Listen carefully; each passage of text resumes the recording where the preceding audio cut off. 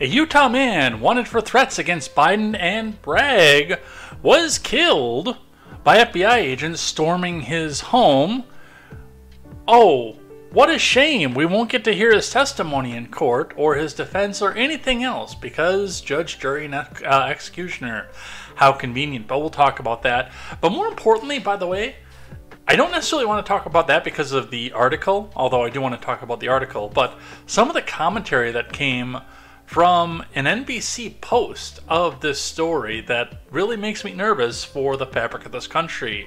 I might even, if we're reading the comments here, I might have to throw a beanie on.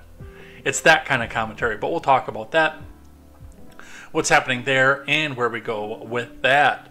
Dianne Feinstein is back home and safe after a fall sends her to the hospital because the Gerontocracy somehow always wins. So we'll go over that, what that means, and compare that to the houseplant in chief and the turtle man who freezes up in the midst of everything. The January 6th committee requested from McCarthy to preserve all records of the January 6th investigation.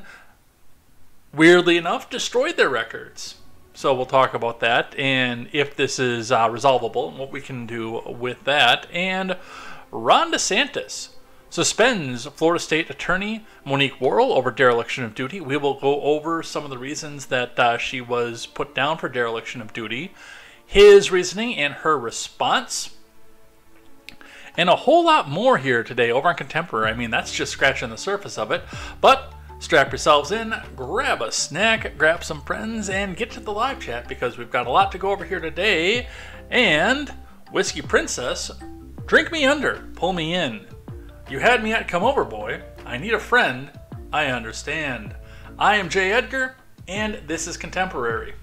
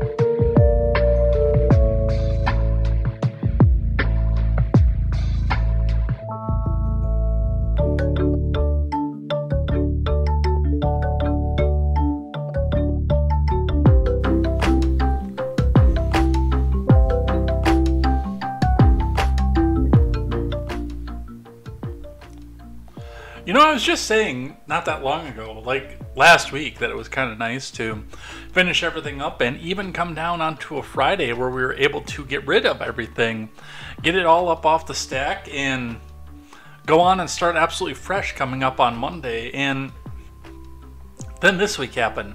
And it's just been a pile-on upon a pile-on upon a pile-on. And some of it is because of the stuff that we had left over from earlier on in the week. But, I mean, we started with a fresh stack on a very, very, very, very busy news weekend. I was surprised that they hammered so much of that at us over the weekend, honestly. And then we moved on to, and there's even more stuff coming off here. I mean, Chuck Grassley released the bank records for Hunter, and that's not even close to the top story, partially because I'm sick of talking about that presidential race, but still, that's not even close to the top story on the news today. But we do have a bunch of stuff to go over here today. Ron DeSantis firing another district attorney. We'll talk about that. The oversight release of the Biden bank documents. We'll be talking about that. The January 6th stuff, which is interesting because, hey, why wouldn't you want your work to be checked? I mean, you had such a slam dunk there. The Gerontocracy, this odd story, which is actually what I'm going to lead with after we get done with finance today, about the Utah man who they came in and they killed him. And that was the end of it. So we'll never even get to hear a testimony. I do have some questions about that.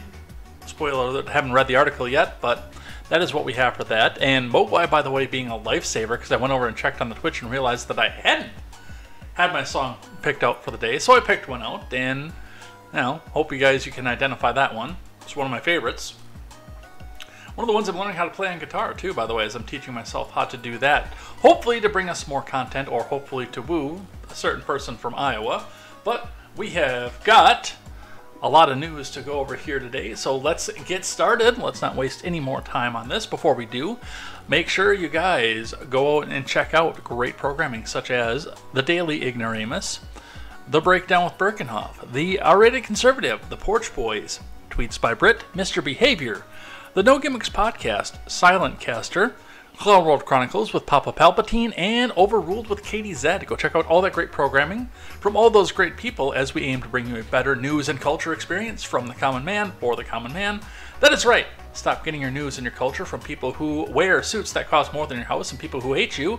Start getting your news and your culture from people who are just like you. We see Dual Helix over on the Rumble side joining us over there, which means that we're going to get spicy tonight. I'm looking forward to that. I do have Mogwai over. I'm supposed to have Mogwai over on the main channel. Huh. My Twitch is not loading into my chat bot. Let me see if I can get that fixed just quick. Otherwise, we'll have to have... God, how am I going to do this? That's going to be a little bit of a challenge, but we'll figure that out. Maybe I'll just have to go back between the two of them. Let me put the chat bot back up, but I see that Mogwai is talking over on the Twitch side. And it has not yet loaded into my chat bot. That's interesting. We'll figure that out on the fly.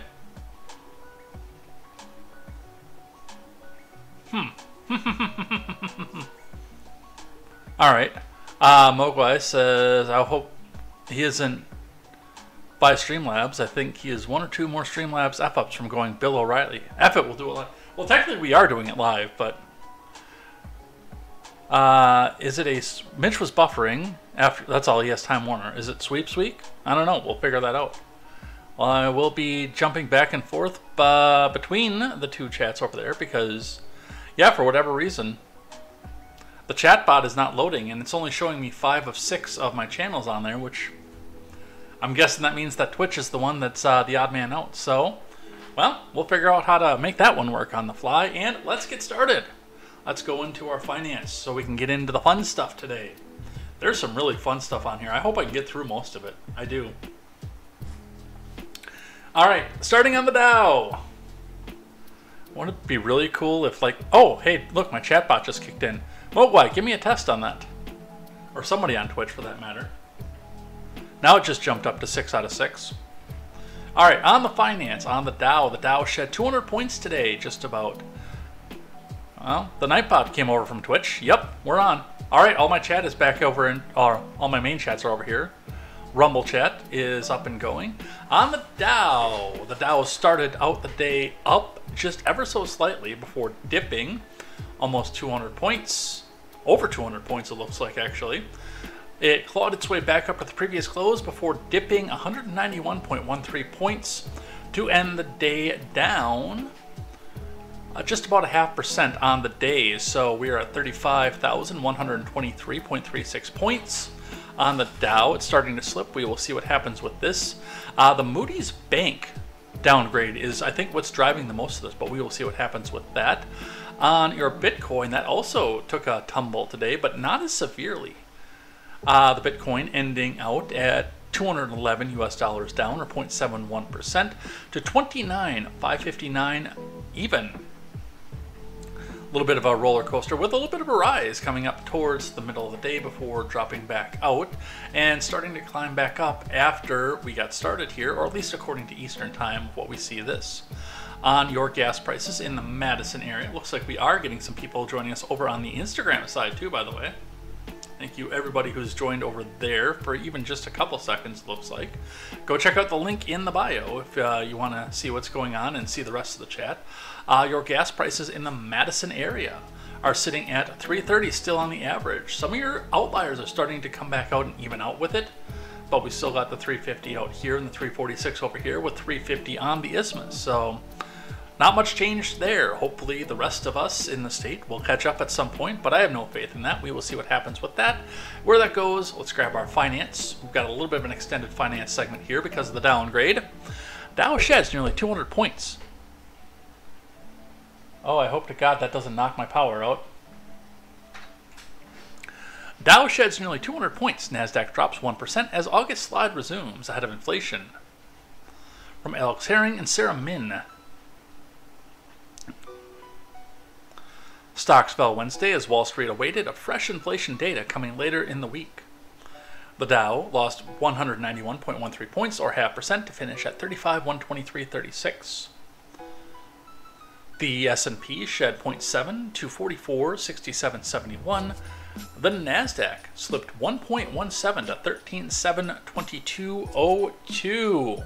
Just a reminder, by the way, because I'm supposed to be shouting this out more often if I use this, but if you guys like the music that you see, or you just have some nostalgia for old video games, go check out Video Game Study Lounge, which is the backdrop to Contemporary. Always has been. And go give DJ Cutman some love. He has come together, and I mean, it's not all his music, but he's compiled a bunch of great lo-fi with a lot of video game nostalgia to it. I always love shouting this out because it's so great. I listen to this, well, the other playlist at work every day. Partially because it puts some background music in there, and partially because the lo-fi, actually, I get more work done when I have lo-fi going on behind me. I don't know why. It helps me focus. But the Radio Cutman cannot be used for streams because some of their stuff is copyrighted. But go check that out. I'm kind of hoping that they join Rumble at some point. I know the Lo-Fi Girl joined Rumble. Sometimes I listen to the Lo-Fi Girl on Rumble. I don't think I've ever listened to her on YouTube.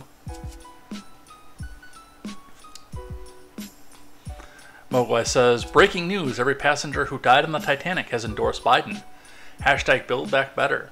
Which, by the way, a reminder, I got to check my numbers here. I think Biden was alive when the Titanic was floating across the ocean. Titanic sinking year. No, he's not that old. Never mind. Because I thought that was later than that. Because Biden was born in 1942. For whatever reason, I thought the Titanic sank post World War II. I didn't think it was pre-World War II. But yeah, that was 1912. I guess for whatever reason, I thought it was like 49 or 50. Well, not 50, I know. Nope, 1912. So he's not quite that old. I take back what I said. Penn Entertainment jumped 9.1% a day after the casino company said it's launching an online sportsbook with ESPN called ESPN Bet. This fall, Roblox tumbled close to 22% after missing Wall Street expectations for its second quarter. Well, a lot of those middle-class moms don't have the gift card money to go back and buy the Game Pass for their kids every week. The moves precede a much-anticipated U.S. inflation report, with July's reading of the Consumer Price Index slated for the release on Thursday. Investors have kept a key eye on the index in recent months for potential insights into how the Federal Reserve will move interest rates going forward. Economists polled by Dow expect the inflation gauge rose 3.3% in July. Markets are focused on whether or not inflation is falling fast enough to allow the Feds to stop hiking rates, said Bill Merz, head of the capital markets research at U.S. Bank Wealth Management. It's been decelerating, but it's still too high and the Fed is at a bit of a crossroads. Wednesday's move follows a losing day in Wall Street after a Moody's downgrade of several regional banks dampened investor sentiment. Some market participants were concerned that the signal could spell more trouble for markets ahead, but others said the pullback is expected given the extraordinary rally in equities this year. The NASDAQ lost 4.4% since August began, which was 9 days ago. 7 trading days. While the S&P and Dow have slid 2.6% and 1.2% respectively. With Wednesday's retreat, the NASDAQ has moved into negative territory in the quarter. Well, yeah, but I suppose we're approaching the halfway point of the quarter, I guess. Still, all 3 indices are notably higher than where each began 2023. The markets had run up a lot, said Philip Colmar, managing partner at MRB Partners. It's a bit of a wait-and-see digestion phase. So that's what you have on your markets. Your layoffs report today coming from TechCrunch. Let's get the live chat back up here, because I want to be entertained by you guys while I'm hopefully entertaining you. DM Ryan has joined us. Silentcaster. Was that Silentcaster? Oh man, I said that was Mogwai. I feel like a jerk. Silentcaster says every passenger who died on the Titanic has endorsed Biden. Please don't be bad inflation. Please don't be high inflation. The inflation. And here's Chris Christie. I do have a Chris Christie clip on the stack today. U.S. cybersecurity giant Rapid7 has announced plans to lay off 18% of its workforce. I didn't read the headline because I was too busy reading chat. Cybersecurity giant Rapid7 announces sweeping layoffs as losses mount, from Carly Page. I'm a professional here, I promise. Cybersecurity giant Rapid7 has announced plans to lay off 18% of its workforce, affecting more than 400 global employees. In a regulatory filing, the Boston-based cybersecurity company said its restructuring effort is designed to improve operational efficiencies, reduce operating costs, and better align the company's workforce with current business needs. The filing confirms that Rapid7 will eliminate 18% of its workforce, but the company did not say how many employees were affected. Nor did it respond to TechCrunch's questions. Rapid7, which in January hired Twitter whistleblower Peter Mudge Zatko, reported more than 2,600 employees. At the end of 2022, and the Boston Globe reports that 470 employees have been laid off. The company said in its filing that it estimates layoffs will result in $24 million to $32 million in severance and other costs, noting that the execution of the restructuring plan will mostly be complete by the end of the fiscal fourth quarter later this year. So there you go, another 470 jobs gone. But don't worry, everything is fine.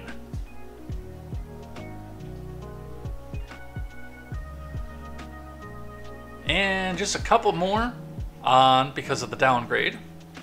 So we're going to do CNBC again, and we might look at CBS and we might skip this one. But from CNBC,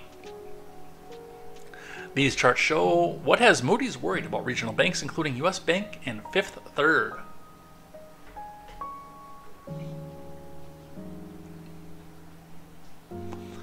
The Moody's rating downgrades outlook warnings on a swath of U.S. banks this week shows that the industry still faces pressure after the collapse of Silicon Valley Bank, even though that wasn't what caused the pressure. That was a victim of the pressure, not the cause. Concern over the sector had waned over second quarter results showed most banks stabilized deposit levels following steeper losses during the March regional banking crisis, but a new issue may cast a pall of small and mid-sized banks. They have been forced to pay customers more for deposits at a pace that outstrips growth in what they earn from loans. Banks kept their deposits, but they did so at a cost, said Anna Arsov, global co-head of banking at Moody's Investor Services and co-author of Downgrade Report. They've had to replace it with funding that's more expensive. It's a profitability concern as deposits continue to leave the system. Banks are usually expected to thrive when interest rates rise. While they immediately charge higher rates for credit card loans and other products, they typically move more slowly, increasing how much they pay depositors. That boosts their lending margins, making the core activity more profitable. Boy, I'm glad Midget B is not in the chat right now. Oh man, am I glad Midget B is not in the chat right now. If he was in the chat, there would be so many six-pointed stars, we wouldn't be able to keep up with anything else.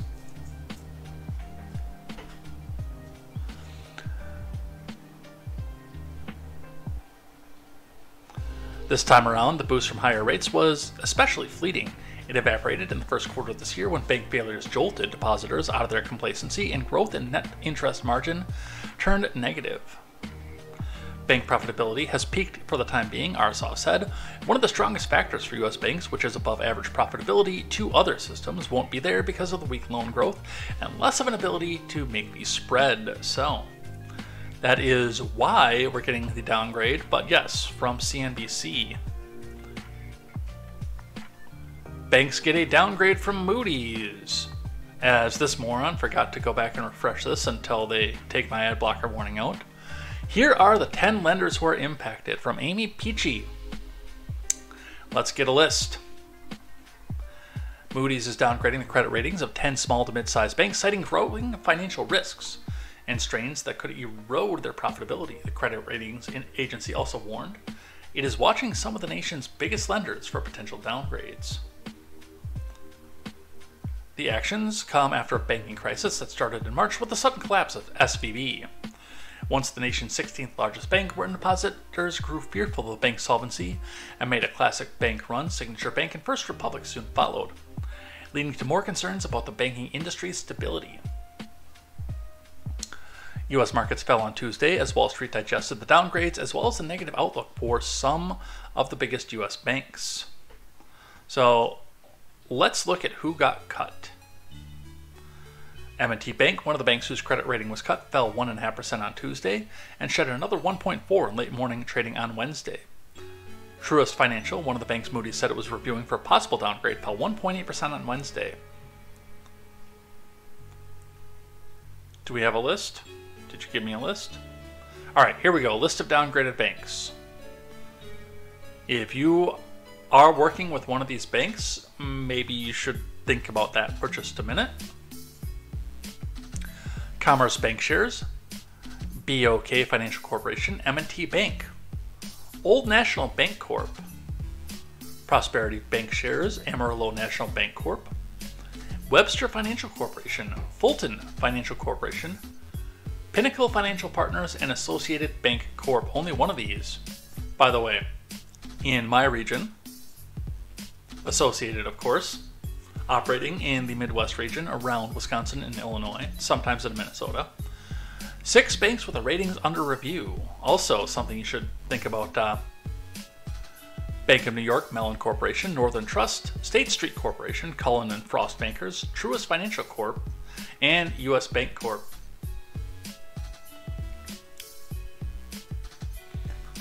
That one's surprising because that one's a huge one. 11 banks with negative outlooks. PNC Financial Services Group, Capital One, Citizens. Out of Massachusetts, Citizens Bank. Fifth Third, Huntington Bank Shares. I used to bank with Citizens, by the way. Fifth Third, Huntington Bank Shares. Regions Financial Corporation, Cadence Bank, F&B Corporation, Simmons First National Corporation, Ally Financial, Bank OZK. So, if you are doing business with any of them, you might at least want to give them a call and say, hey, is everything going to be okay? I would. Silentcaster says everyone needs to just chill out about the economy, calm down, have a Bud Light, and know that Biden will lead us to the promised land. Yes, our Messiah, Joe Biden. Top 10 downgrades. Wait, a C and D from... Oh, I see what you're saying. Cease and desist from David Letterman. Nice. Kind of like the top 10 words that Bender always says. Ending with bite my shiny daffodil ass. So this is one that interested me. Partially because, and yes, I already know we're going to get the criticism from Caster, but I wanted to look at the comments section on the announcement for this. So we do have to go and check out our friends over at X. Sorry, the X stays. But I want to read about this first before I... And there's a reason that I actually want to use the comment section for this. Partially because it's opposite of what we saw during the St. George riots, but from NBC4 out of Washington. Utah man wanted for threats against Biden and New York DA Bragg killed during FBI raid. I have no author given on this article. A Utah man wanted for violent threats against President Biden and Manhattan DA Alvin Bragg was fatally shot by FBI agents Wednesday morning, the agency confirmed to NBC News. Special agents were attempting to serve an arrest and search warrants at the home in Provo when they shot and killed Craig DeLeo Robertson, according to the court documents. Robertson allegedly made threats against Biden on social media, specifically saying he was preparing a particular gun and camouflaging a tire ahead of the president's visit to the state on Wednesday. In March, Robinson also made a threat against Bragg, saying he was going to New York, and described in detail how he wanted to lie in wait and kill Bragg in a parking garage. Boy, this just seems an awful lot like saying the part out loud that the government wants to hear. Bragg is overseeing the criminal investigation into former President Trump's scheme to bury allegations of extramarital affairs. We know this FBI agents conducting surveillance on Robertson's home on March 19th approached him to talk about his posts. According to the complaint, Robertson responded, "I said it was a dream and told them to return with a warrant." Which apparently they did. 6 months later. 5 months later. Robertson is also accused of making threats to politicians, but it was not immediately clear who else he targeted. So, not a lot of detail about this. We will probably talk about this a little bit more tomorrow. But I wanted to bring this out just based on a couple things. Number one, this is now a person. Let me back up on that for just a second. One of the things that I hate about police in their use of force, and I support, to an extent, local law enforcement. I'm not a big fan of federal law enforcement, obviously.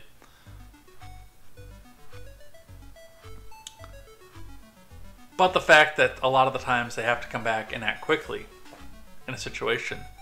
But I still hate the fact that, number one, they do this because these people don't get a day in court and we don't get to hear their side of the story when the police act as judge, jury, and executioner. What little bit is written in here from NBC for Washington right now raises a lot of questions. I know that Mogwai is going to bring up and make fun of me for the fact that I have questions, but I do have questions about this. I have a lot of questions. Release the messages. Can I see some of the messages? Why did they go in shooting? Did he have a gun up? Was he being set up? Is he actually dead? Is he going to surface somewhere else with a new name and new fingerprints? Is this another way for us to come back and scream that those evil MAGA people? But one of the things that I really wanted to talk about with this is just because I scrolled through, and it was a mistake. I was on lunch. But I scrolled through some of the comment section on it. Boombox is watching from the hospital. He got sick. F in the chat for Boomboxes. Everybody say a prayer for Boomboxes over on the Rumble side. Yeah, Dual Helix actually asked another good question. Was the agent a homosexual? We don't make fun of that here because we love our homosexual partners and friends and people around here.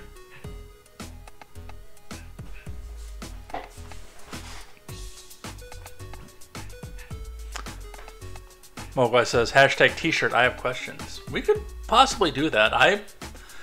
If we can get to, and this is going to involve you guys telling 10 friends, each of you. But if I can get to a point where I can get 50 live viewers per show, I will go look into merch. That's the threshold I have to see before I start looking at something like that. 50 per show for 3 weeks straight. 50 at peak. We don't have to start with 50, but 50 at peak, and I'll start looking for merch, and I will keep that one on there. Thank you for the prayer for Boomboxes, Mogwai. But I want to talk about this for just a sec, because this is important to me. The reaction and the backlash to this. Because you never, well, you heard a little bit of it, because the far right is going to far right. And some of them are provocateurs also. But you never heard this kind of reaction to somebody who had a police encounter from the African American community. You never heard this kind of, well, again, you did. It was fairly rare. But I wanted to go through the comments here. Which I said on this, so he'll never conveniently get to testify. Looks like I'm guessing somebody commented back on this because I've got notifications and these two were not here before. George King said they killed a guy in his home because he said some words. Got it. Bringing up the side support. But we have some other ones here. Jesus Ain't Real says good riddance. Rick says at least Ashley Babbitt will have some company. Jim Namath, the found out phase. Those are relatively mild. The good riddance. We'll keep that one in the front of our minds here.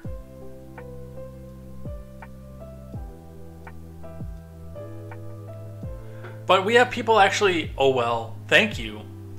Good, it's a good start. If you, by the way, don't think that there's an extermination coming, if these fuckwits stay in power, you're lying to yourself.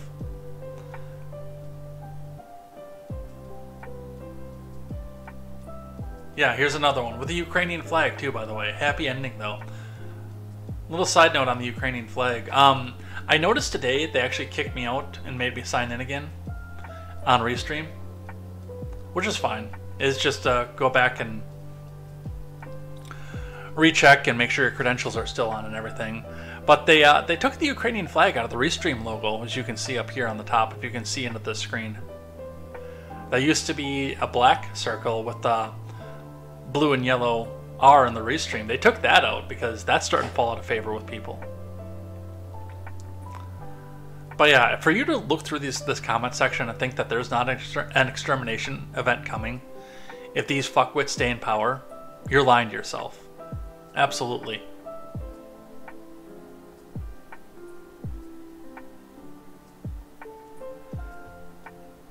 And I will be, of course, loading up another box the next chance I get.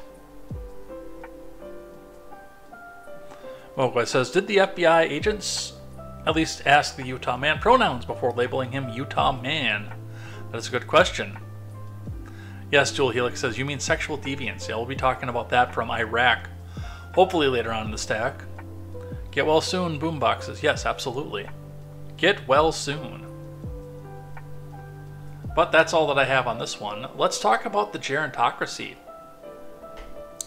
From ABC 7. Senator Dianne Feinstein briefly hospitalized in San Francisco after falling, her office says. From Lena Howland.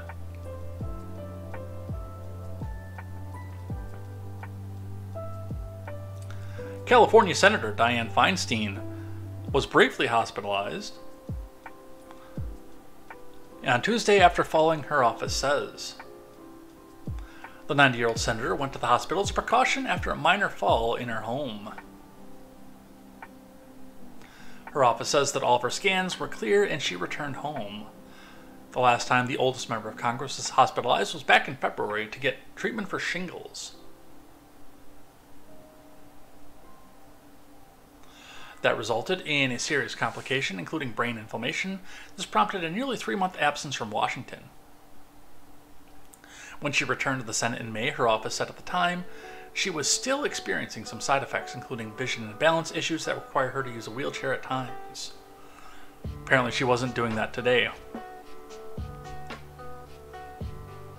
But just a week later, audio was made public from our exchange with a LA Times reporter, where Feinstein appeared to not know that she'd been away from Washington for months.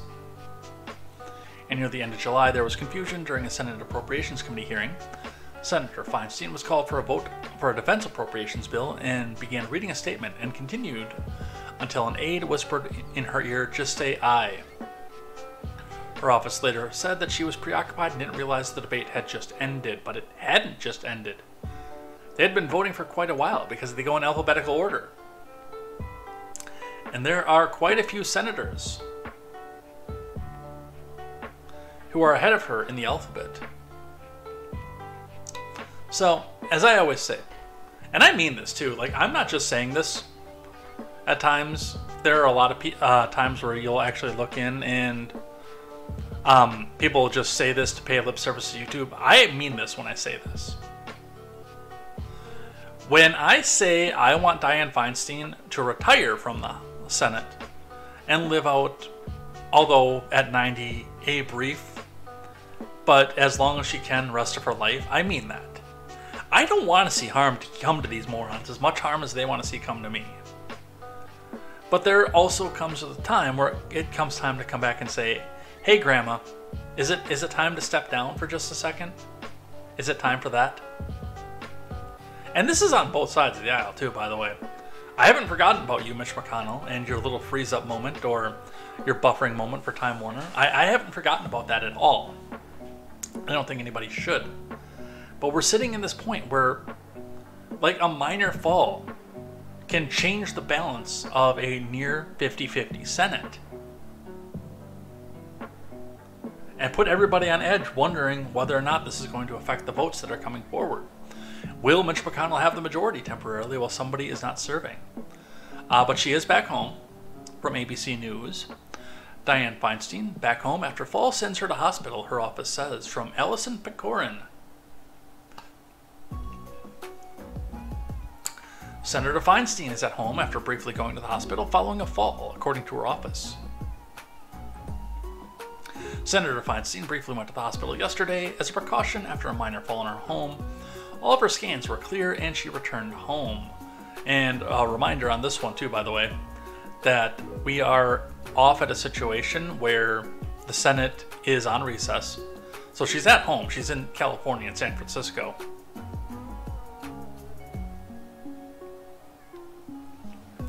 ABC News has independently confirmed that she tripped and fell over a chair in her house around 1 p.m. on Tuesday.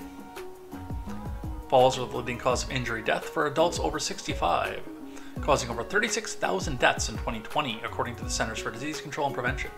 No, that's not true. No, I don't want to hear that slander. All 36,000 of those deaths in 2020 were COVID because Trump was still president.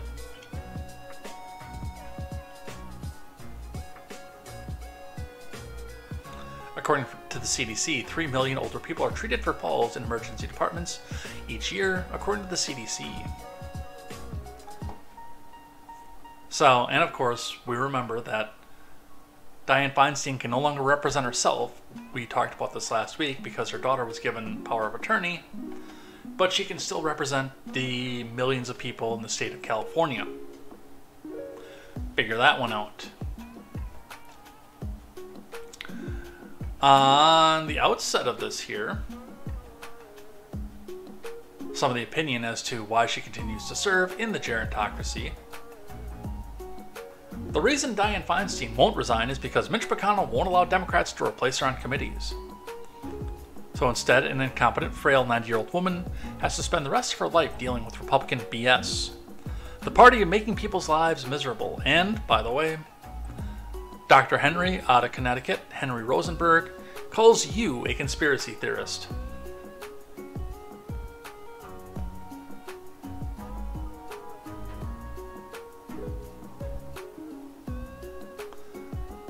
Speaking of the Senate, or Congress I should say, because the Senate wasn't involved in this, going to CNN, this is an older article. I pulled this before we reviewed what actually happened with this.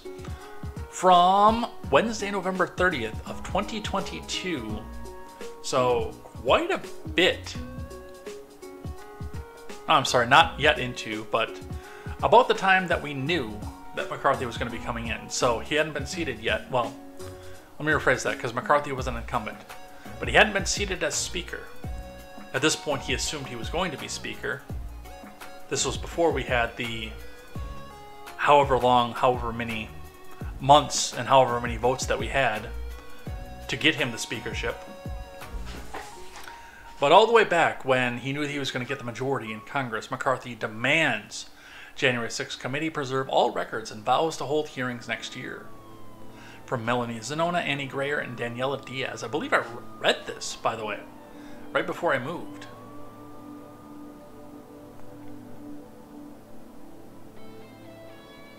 I actually think this was on the week that I did move, so this wouldn't have hit my radar. House Republican leader Kevin McCarthy sent a letter to House Select Committee investigating January 6, 2021 on Wednesday, demanding it preserves all records and transcripts, and vowed to hold hearings next year on the security failures that led to the U.S. Capitol selfie fest. Mogwai says if Dianne moved to Florida, she would still be young. Nice.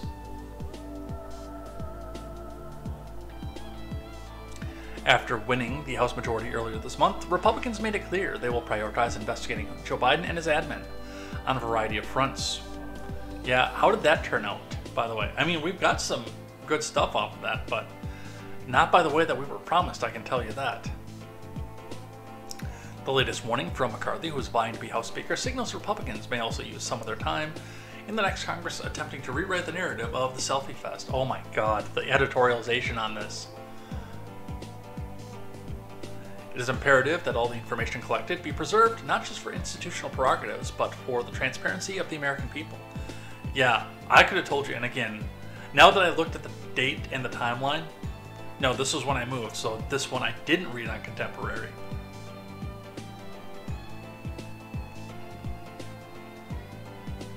But we were never going to see that evidence. Even if McCarthy got every shred of that evidence, we were never going to see that evidence. Are you nuts?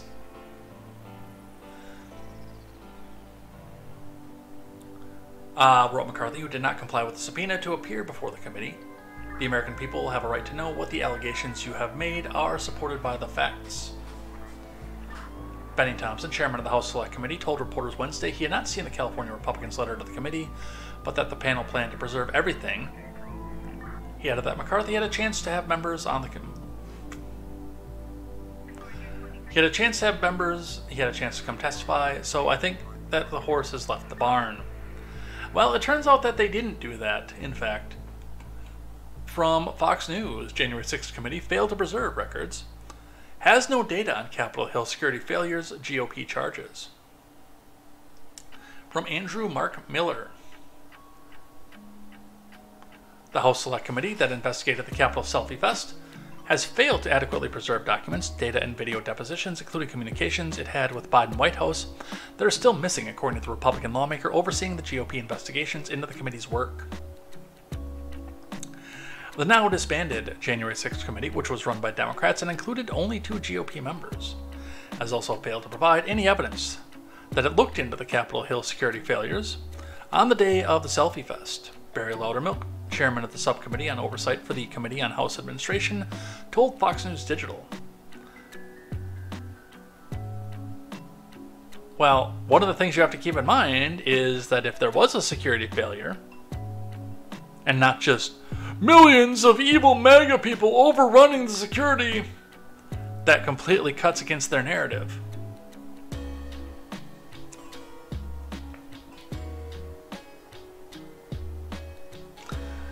Loudermilk said his staff had difficulty gathering all the information it needs to investigate Benny Thompson's handling of the investigation.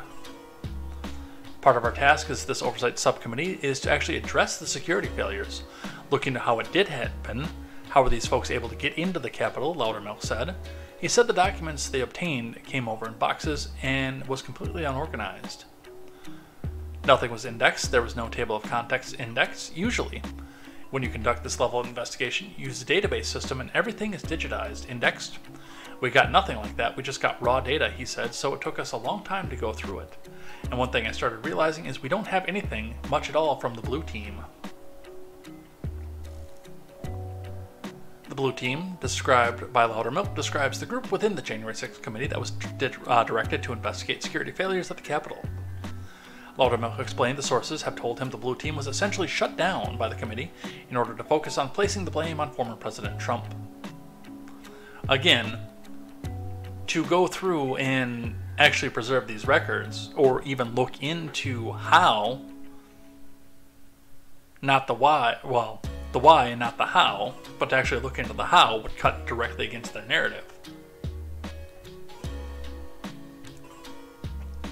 We've got lots of depositions, we've got lots of subpoenas, we've got a video and other documents provided through subpoenas by individuals, but we're not seeing anything from the blue team as far as reports on the investigation. They did looking into the actual breach itself, he said. What we also realized is we didn't have was the videos of all the depositions, Loudermilk added. Loudermilk said he has been contacted by a defense attorney that needed access to key information. In one of the video depositions, the committee realized it did not have the videos he was seeking. Fox News Digital obtained correspondence letters between Loudermilk and Thompson's offices in which the two disagreed on whether the J6 committee preserved what it was required to under House rules. Well, considering that McCarthy said everything, it appears that no, they did not. A little bit more detail on this. From the Daily Wire, J6 committee records White House correspondence missing, according to GOP lawmaker from Tim Pierce.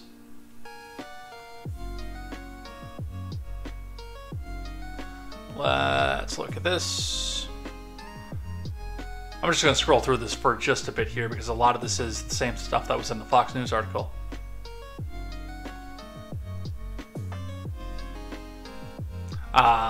Loudermilk said, based on people he spoke with, the Select Committee on January 6 intentionally did not investigate security failures that contributed to the selfie fest in order to put the blame on President Trump.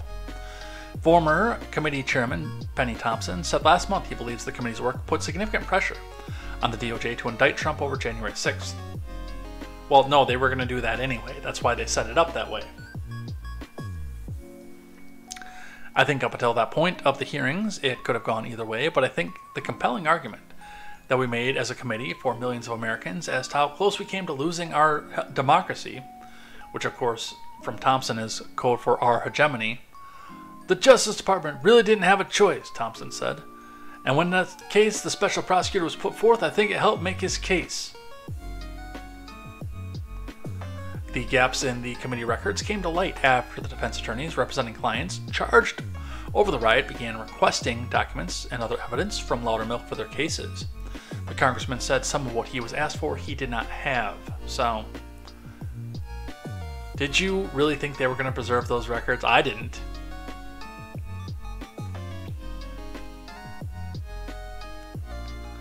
But that's what we have for that.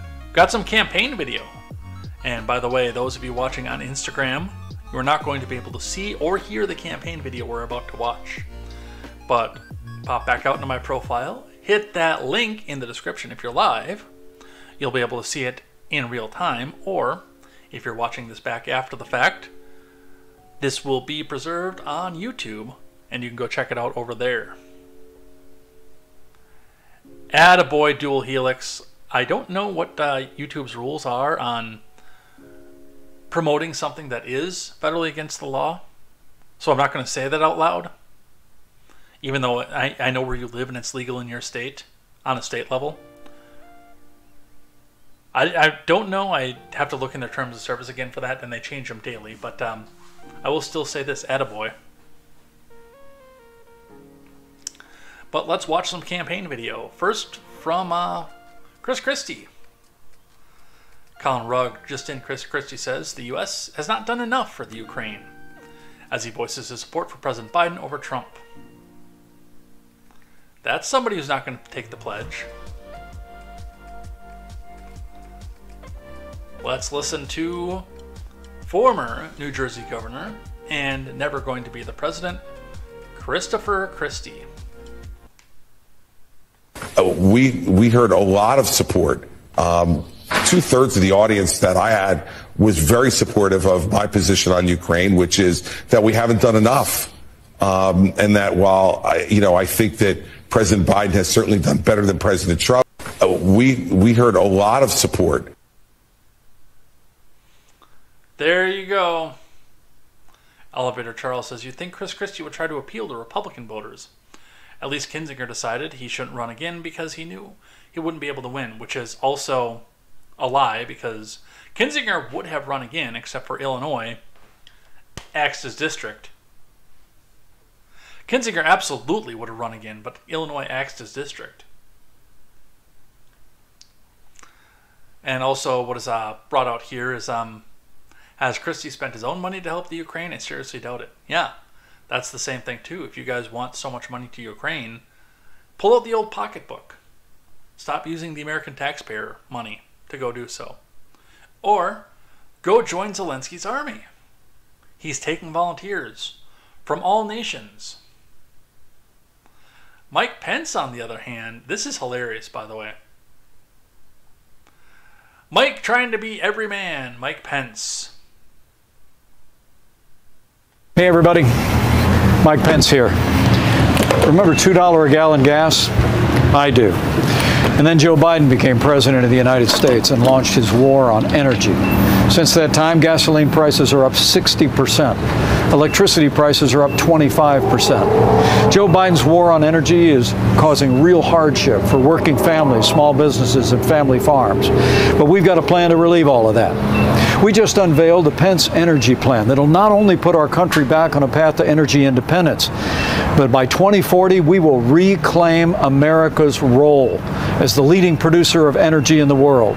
Join us in the fight for American energy leadership by going to MikePence2024.com. We can lead the world once again to a more prosperous and a secure future for America with energy independence and American energy leadership. Hey guys, Mike Pence is just like you. Did you see that? He got out of his brand new Chevrolet pickup truck. I kind of find the irony that that fly that managed to get into my house is landing on my head while I'm talking about that moron, by the way. There's irony in that, that's for sure. But he got out of that brand new Chevrolet pickup. Mike Pence here. Remember $2 a gallon gas? And put the nozzle in and just squeeze the handle. Is that pay at the pump only? Because he didn't pay for it. He didn't select his grade. He didn't flip the handle. He just got out of his truck and grabbed the handle and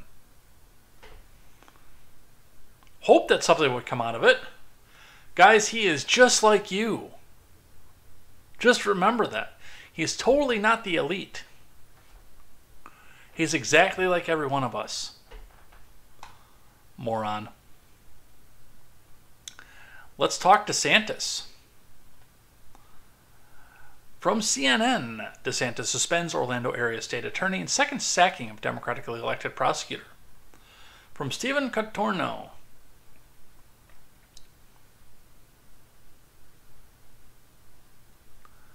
Florida man Ron DeSantis on Wednesday announced the suspension of the Orlando area state attorney, the second time he has removed a democratically elected prosecutor whose politics did not align with his conservative views. Oh my God. Surprise, surprise, they editorialized that. I know you're shocked. I know you're shocked.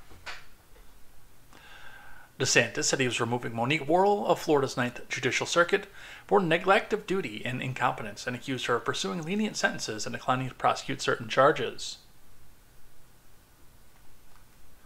Yeah, that's going to get you libertarian votes.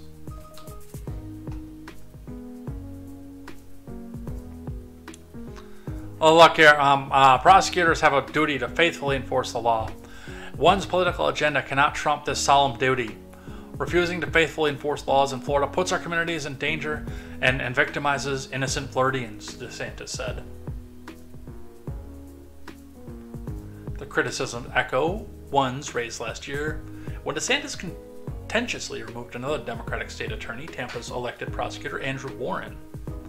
Democrats accused DeSantis at the time of abusing him for his political gain. Abusing his power for political gain. I don't think that's the case, but I think he's doing it the wrong way.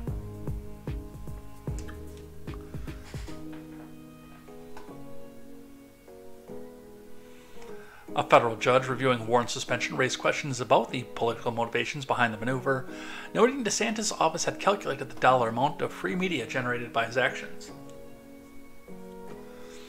But the move earned DeSantis glowing coverage from conservative outlets, and the episode became a staple of the governor's political speeches in the lead up to the launch of the White House bid. Now, with his campaign struggling to gain traction, DeSantis has once again used his vast executive authority in a way that's already brought national spotlight on him. By the time DeSantis stepped to the lectern at Tallahassee's Capitol building to deliver the news, Fox News had published a story on his latest maneuver. DeSantis was joined at the conference by 2 local sheriffs, neither of which serves a county that overlaps with Worrell's jurisdiction. That'll also be important later. They used their time at the microphone to heap praise on the governor as a law and order leader. This governor has always put victims, always put the law-abiding citizens ahead of the criminals, always. And that's exactly what he's done here today, Polk County Sheriff Grady Judd said, because of course it was Polk County. Worrell, who said that she was informed of the suspension Wednesday by phone, vowed to fight back against her removal, calling it a political hit job orchestrated to benefit the Republicans' presidential campaign, which is also, by the way, not entirely outside of the realm of what's happening here with this.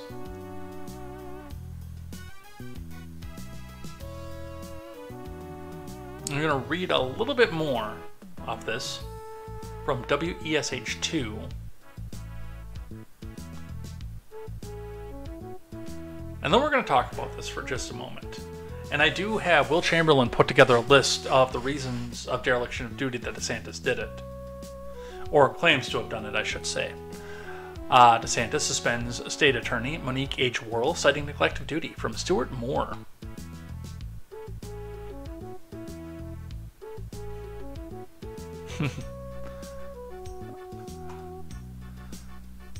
Let's see. Mogwai says never going to be president, but he's always a king at a Burger King. Dude, I cannot spend money at Burger King. They cannot stop putting out cringe-ass ads. And that has been one of the things, because I do enjoy fast food every once in a while, especially on a weekend, when I can go over and grab a burger and just mow the thing down. But even like on keto, which I do a sloppy keto, during the week I stick to it strictly, and then on the weekend I go a little bit more into eating normally, I should say. Or one could say eating normally.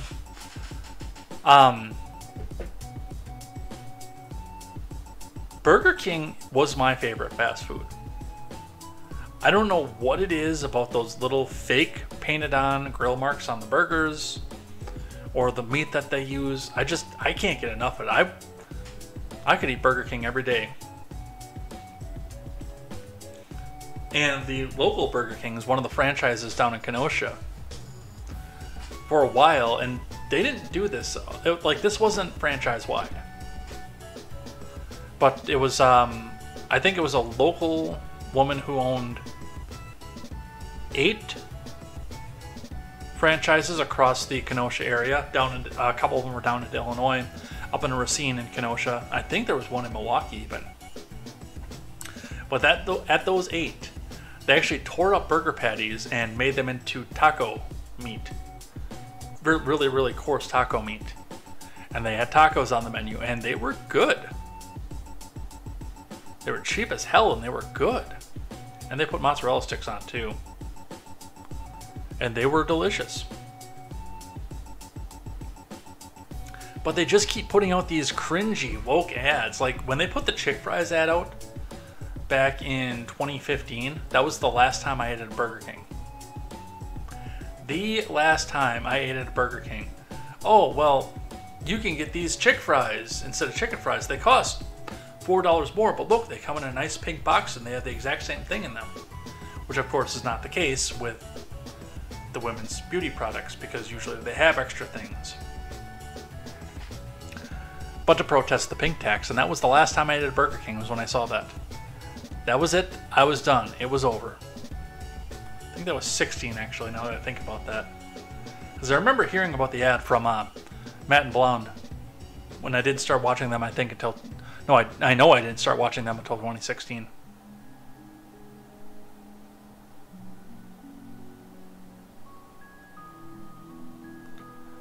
And I was just about ready to forgive them and go back, and then they put out the cringe country song bragging about the fact that they were using lemongrass to eliminate cow farts.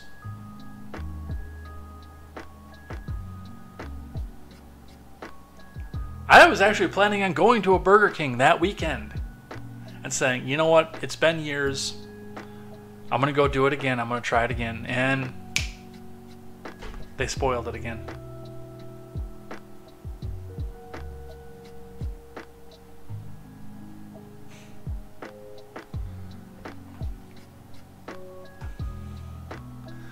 Let's see.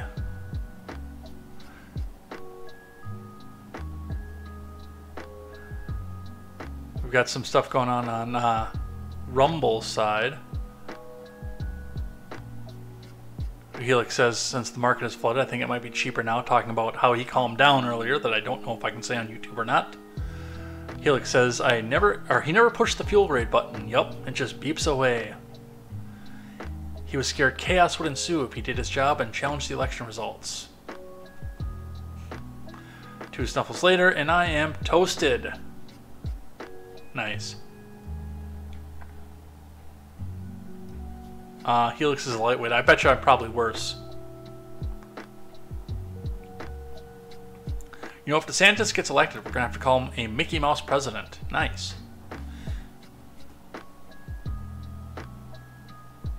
And you got to pay Helix $1 to use it for his clairvoyant services. Or maybe make a donation in my name. I don't want to screw up my cosmic connections with money. Apparently Helix invented the dab. Interesting. Alright, we got to keep going. We got to talk more DeSantis. DeSantis made the announcement saying World's criminal justice admin has been clearly and fundamentally derelict so as to constitute a neglect of duty and incompetence. While the state of Florida is a law and order state, the governor said, refusing to faithfully enforce the laws of Florida puts our communities in danger and victimizes innocent Floridians. The formal reasons for the suspension implemented by the executive order are as follows. Pattern or practice to avoid minimum mandatories for gun crimes. Ooh. Pattern or practice to avoid minimum mandatory for drug trafficker offenses. Pattern or practice allowing juvenile offenders to avoid serious charges and incarceration. Pattern or practice to avoid minimum mandatory to avoid valid applicable sentencing enhancements. Pattern or practice limiting charges for child porn offenses. Pattern or practice for seeking to withholding adjudication in situations not permitted under Florida law. DeSantis stressed that prosecutors do not have discretion on which cases they bring and which do not. We're going to look at the list. I think that's going to be the most important part of this. Will Chamberlain, thank you for compiling a TLDR list for us so we can slash through it in a hurry. Will Chamberlain says today DeSantis suspended State Attorney Monique Worrell for dereliction of duty and incompetence. Here are some examples of her policies or practices in action. Dayton VL was arrested in March 2023 for sexual battery on a minor, as well as lewd and lascivious molestation. The arrest was made while Veal was on probation for another offense. Veal was still let out on bond. This past weekend, Veal shot 2 Orlando police officers. In November 22, 17-year-old Lorenzo Larry shot and killed his pregnant girlfriend, DeShayla Ferguson. Larry had previously been arrested in May 2022 for carrying a concealed firearm. Mr. Larry was released after all these arrests. Worrell's office did not act on any of these charges until after he killed his girlfriend and their unborn child.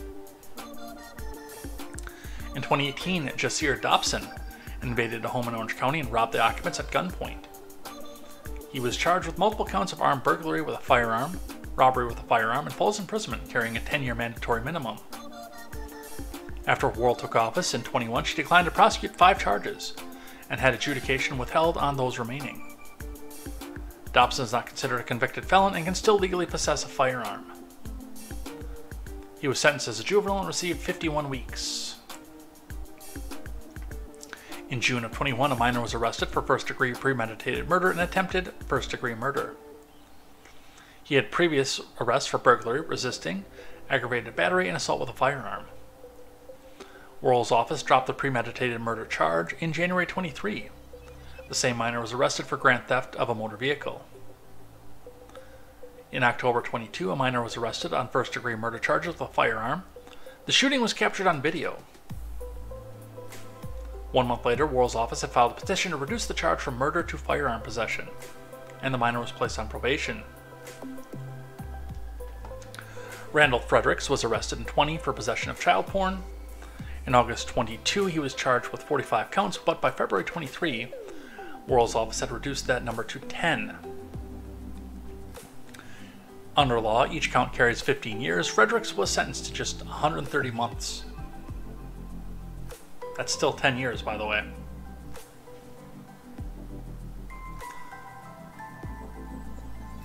That one, I don't know if that would actually fit with what DeSantis is trying to say. Lathan Yee was charged with attempted murder with a firearm and aggravated battery causing great bodily harm with a firearm.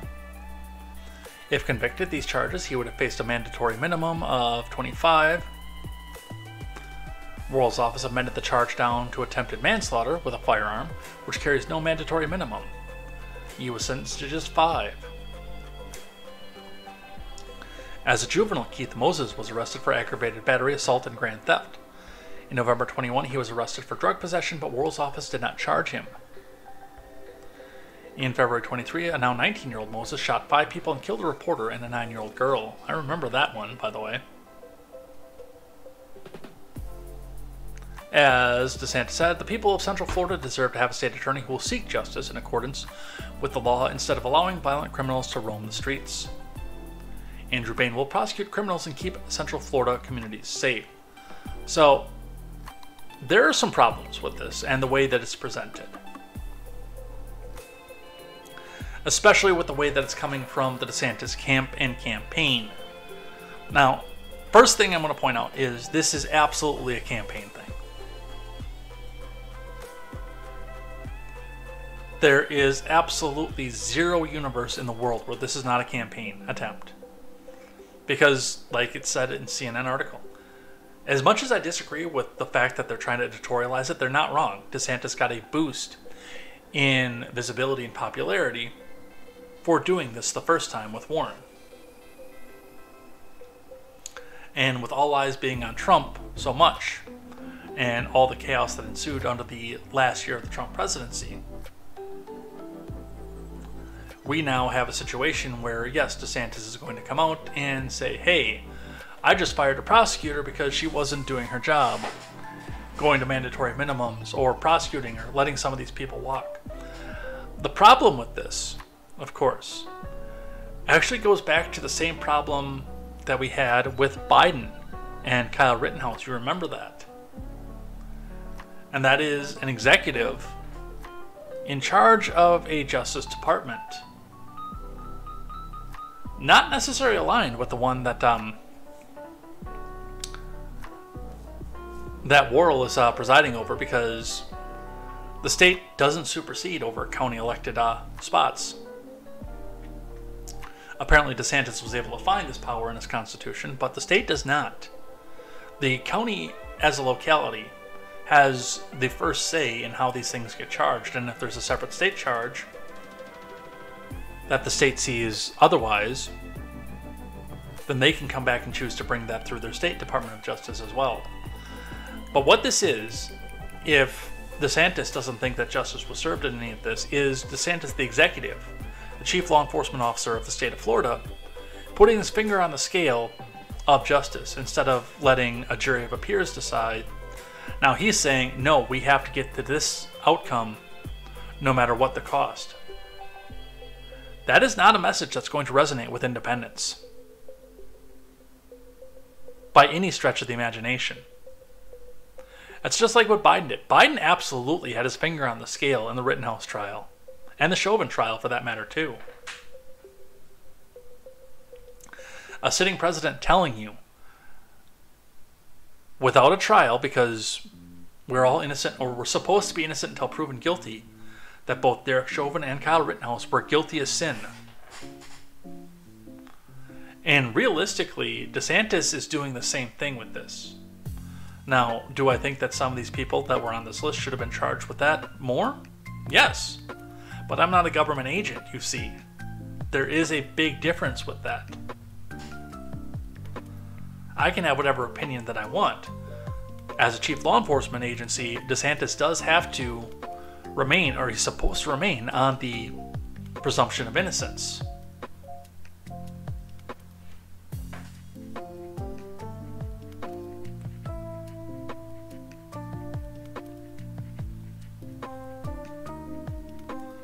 So, Worley with the response or Worrell rather, with a response, not Worley. Ron Filipkowski providing the response for us here. Let's listen to Monique Worrell.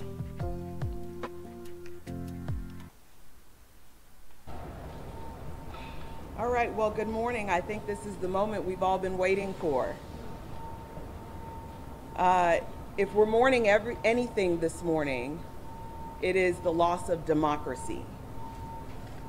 I am your duly elected state attorney for the 9th Judicial Circuit, and nothing done by a weak dictator can change that.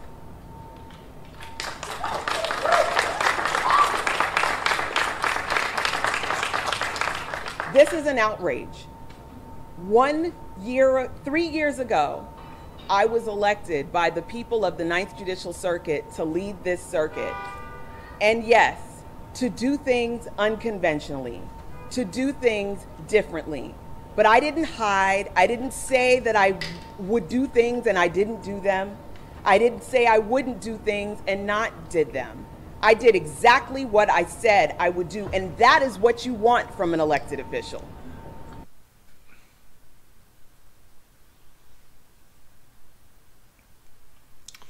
Well, again, the end result is if you're letting criminals walk and then they go back and commit either the same or more heinous crimes, you're not keeping the people of your district safe.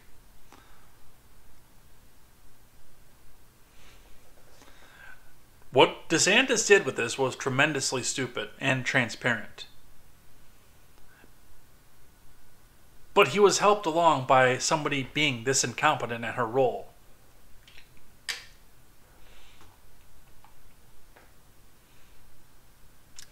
All right, let's talk Hunter.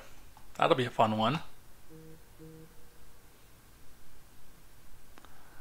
Dual Helix says he worked at a Subway for around a year. I got food poisoning from a Subway once. But I'm going to come right out and say, I don't know what recipe they use for their meatballs, but it is, other than my own recipe for meatballs, one of my favorites. Oh man, is that good. I don't know how they season them, but they're amazing. With a little bit of cheese and pickle on there. Oh my god, that's good. But the cold cut combo is, that remains to be my favorite Subway sandwich. Cold cut combo, double meat, onions. They don't do sprouts anymore because they're impossible to clean. But onions, lettuce, and pickle. With double meat and double cheese, not toasted. Best sandwich on the Subway menu by far. All right, from the Daily Wire, House Oversight releases memo alleging Hunter Biden received millions from oligarchs from Daniel Chayton. House Republicans fired another salvo at President Biden on Wednesday with a memo discussing how money from the foreign sources made its way to his family, raising concerns about influence peddling and U.S. national security. A new memo compiled by GOP staff on the House Oversight Committee focused mainly on Biden's son Hunter, who has drawn intense scrutiny over a federal criminal investigation. It comes after Speaker McCarthy recently said the congressional probe into the Biden family's finances is rising to a level of an impeachment inquiry, while Democrats argue the Republicans have not produced enough evidence showing the president received any foreign money directly. The elder Biden himself called allegations of corruption a bunch of malarkey, man! According to the memo, bank records show that oligarchs from Russia, Ukraine, and Kazakhstan paid millions, not billions, to Hunter, his Rosemont Seneca entities, and his business partner Devon Archer, in some cases for work services such as board role at Ukrainian energy company Burisma Holdings, in other cases less clear, mainly at a time when Joe Biden was vice president. It appears no real services were provided other than access to Biden network, including Joe himself, and Hunter seems to have delivered, Oversight Chairman Jim Comer said in a statement. This is made clear, Comer added, by meals at Cafe Milano in D.C., where then Vice President Biden dined with oligarchs from around the world who had sent money to his son. In recent appearances before the House Oversight Committee, Archer testified to Biden attending dinners with his son's business partners, is shown in a lightly redacted transcript released by the panel. Archer indicated that Biden did not discuss anything of consequence during these meals or in calls with Hunter's associates, though he repeatedly emphasized how the Biden family brand went a long way in their ventures. Jamie Raskin, the top Democrat on the Oversight Committee, reacted to the new memo by insisting that his GOP colleagues have once again released information on financial transactions that do not involve the president. According to the messenger, instead they rehashed the same Hunter Biden business dealings that congressional Republicans identified at least 3 years ago, he added. CNN reported that Ian Sams, a White House spokesman, said today House Republicans on the Oversight Committee released another memo full of years-old news, innuendo, and misdirection, but notably missing yet again is any connection to President Biden. Comer has said that at least 20 sham companies and complicated financial transactions have been used to hide money funneled to members of the Biden family. His staff said that the Oversight Committee has subpoenaed 6 different banks aimed at individuals and companies associated with Biden family members and their business associates, leading to the production of thousands of records. In a new memo, GOP oversight staff also said the committee has not yet subpoenaed bank records of members of the Biden family. The memo additionally noted that the panel aims to craft legislative solutions geared towards shoring up ethics laws and rules governing the disclosure of financial interests. GOP oversight staff, who have released 2 other bank memos this year, further stated that the committee has now identified over $20 million in payments from foreign sources, including China, to the Biden family and their business associates. They wrote, in the president's family is the vehicle to receive bribery payments, but did not directly assert the Bidens were involved in such schemes, as has been claimed in an alleged Ukraine-centered $5 million scheme recounted by an FBI informant. McCarthy, the House Speaker, said in a post to X the alleged $20 million plus haul exposes Biden Incorporated business model, which he listed as including get rich from foreign money, evade taxes, and prosecute political rivals. A nod to criminal inquiries against former President Trump. Again, sadly enough, Hunter Biden, with all this being true, by the way, is a better libertarian than anybody that the LP is going to put up. How sad is that? The son of a Democrat vice president has given the finger to the FBI and refused to pay his taxes, traded freely around foreign countries, bypassing all the tariffs and unfree trade laws that we have in this country, and even thumbed his nose at gun laws. Hunter Biden is more libertarian than Joe Jorgensen, and that is sad.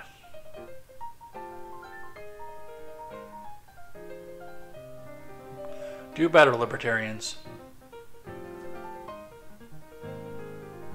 As whistleblowers say, the federal criminal inquiry looking into Hunter Biden has been slow-walked in a way that precluded more serious charges. Department of Justice leaders have pushed back against claims of politicization. The 53-year-old first son may yet be charged with Foreign Agents Registration Act violations. Prosecutors said in court last month as a plea deal related to the alleged tax and gun crimes hit a roadblock. But again, that's usually the catch-all that the opposite party uses when they can't get somebody of their political rivalry on anything else. I hate to say it, but FARA violations are bullshit, because they do get differentially enforced.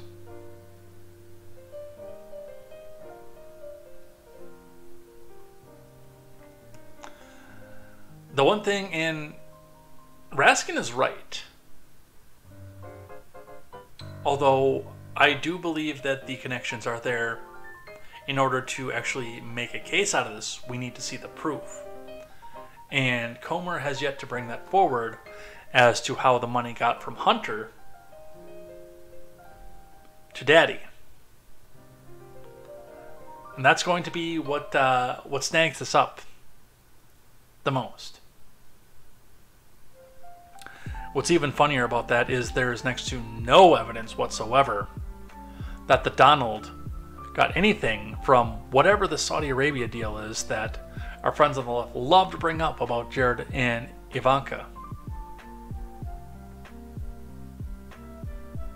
There's no allegation that any of that money went through, and yet they want to go bring that up and come and tell us that it's all Donald Trump and he's using it as a get-rich-quick scheme and this, that, and the next thing.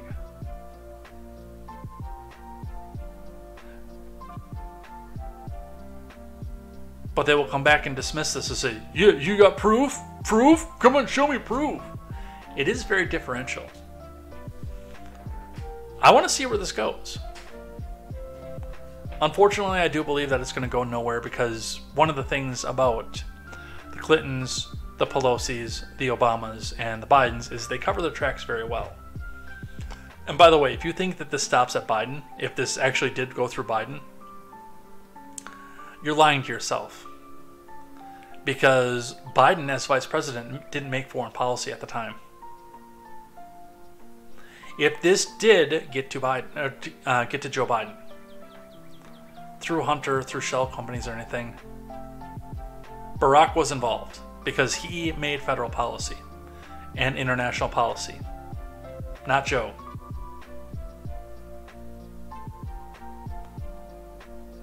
And all I want to do is sit here with a bag of popcorn and say, hey, show me what you got.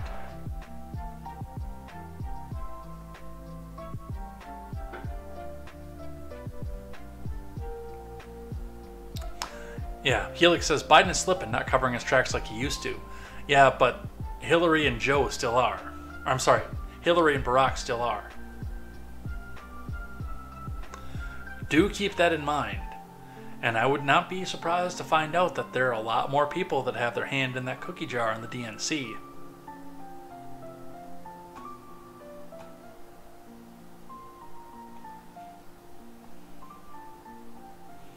Let's see.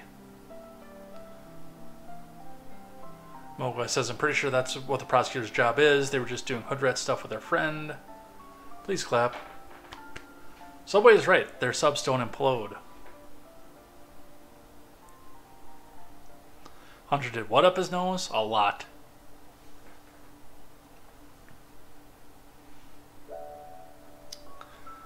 Let's see. Meatball sandwich is good because they stew for like 3 days. Oh, that's probably how they do it. Cold cut is the worst meat. I don't disagree with that. That's the worst for you. But man, for whatever reason, it just hits the spot every time I eat it. Like every time I crave Subway, it's either I want a meatball sub or I want that greasy slab of highly preservative, bad for you meat.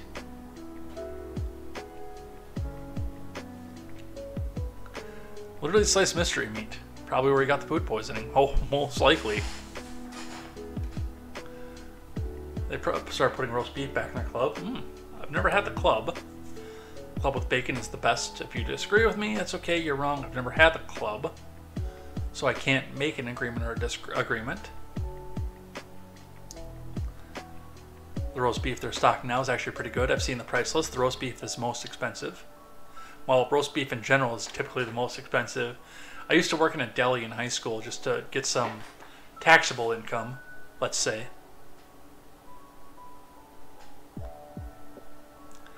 And, yeah, our roast beef was always the most expensive meat in the case. You get a double meat roast beef with provolone, add onions, green peppers, and maybe olives. I don't care for olives. And or jalapenos, that I could do. If you like those. I love jalapenos. Then mayo, I can't eat mayo. I like mayo, but I can't eat it. Because I have a food intolerance to something in mayo that nobody can identify because I can eat literally everything that's in it.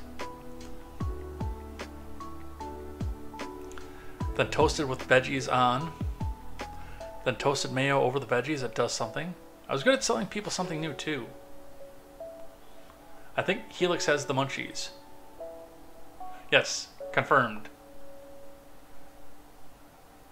I saw someone's Biden laptop pics on the chans. I wouldn't even DL them because there is CP on there.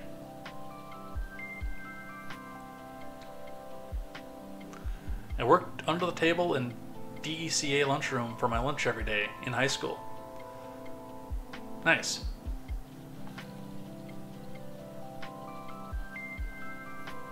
Let's grab one from New York Post. Hunter's staggering $20 million haul from Kazakhs, Chinese, Russians, Romanians, and Ukrainians revealed in new bank records per Comer from Stephen Nelson. President Biden's family and their allies brought at least $20 million from foreign sources, including the first son Hunter Biden's business associates in Russia, Kazakhstan, and Ukraine, some of whom dined with the current commander-in-chief, the House Oversight Committee revealed on Wednesday. Committee Chairman Jim Comer said Hunter, now 53, appeared to deliver Russian, Kazakhstani, and Ukrainian business people access to his father, then Barack Obama's vice president, noting that each of the two post-Soviet associates allegedly attended at least one of the two dinners at Washington's Cafe Milano with the Bidens. During Biden's vice presidency, Hunter sold him as the brand to reap millions from oligarchs in Kazakhstan, Russia, and Ukraine. It appears no real services were provided other than access to the Biden network, according to Joe himself, or including Joe himself, Comer said in a statement. And Hunter seems to have delivered. This is made clear by meals at the Cafe Milano, where then Vice President Biden dined with oligarchs from around the world who had sent money to his son, he added. It is clear Joe knew about his son's business dealings and allowed himself to be the brand sold to enrich the Biden family when he was Vice President of the United States. Bank records released to the panel confirmed that Hunter earned up to $1 million annually from Burisma, Bailing when his father assumed control of the Obama admin as Ukraine's portfolio in 2014, and that Kazakhstani businessman Kenis Rakishev transferred $142,300 that April for Hunter to buy a luxury car, reportedly a Fisker, that Hunter later traded for a Porsche. I don't know what a Fisker is. I thought that was a scissors company.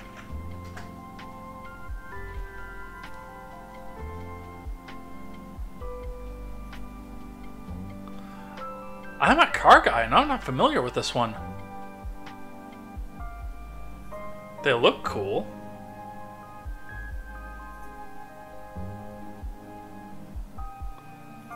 Why do I not know what this is? The Fisker Karma is a luxury plug-in, range-extended electric sports sedan produced by Fisker Automotive in 2012. That's probably why, because they actually weren't founded until 2007. And they are from the Netherlands.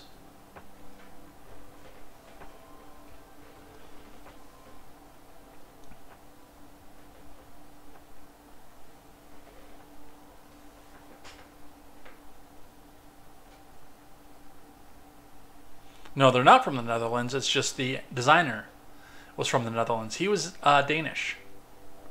No, that wouldn't be the... No, that's Denmark. Jeez, where's my brain today? So, a designer from Denmark founded this company in Anaheim, California. The Netherlands are the Dutch, not the Danes. Wow, where's my brain today?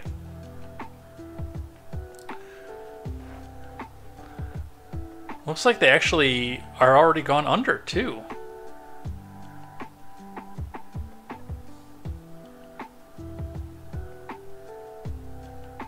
They're gone under and they came back. Huh, interesting. Anyway, I'll probably look into those a little bit more, just to learn more. I kind of want to, and I can't find my copy of the game anymore, I kind of want to plug in my PS2 and do some old school Gran Turismo 4, because they had like one of the biggest markets in the Gran Turismo franchise. I have not been able to find my copy of that though since like right after I moved to my last place. And I do remember playing it in my last place. I just don't know what happened to it after that.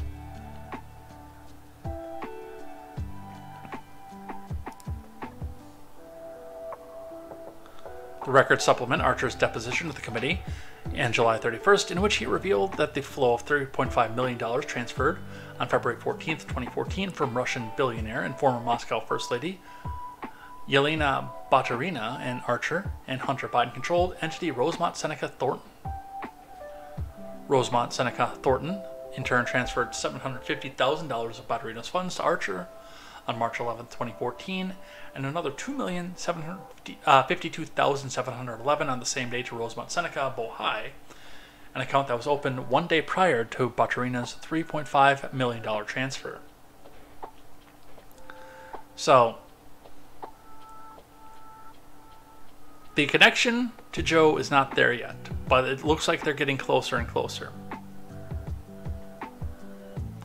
Daily Mail confirming, of course, that Joe dined with the oligarchs, which we know that already. We've known that since the Devon Archer testimony.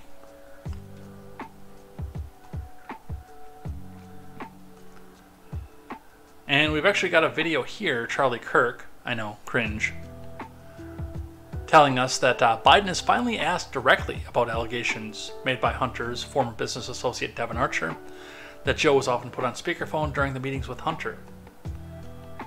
This is the first time we've seen Joe personally deny Archer's sworn congressional testimony.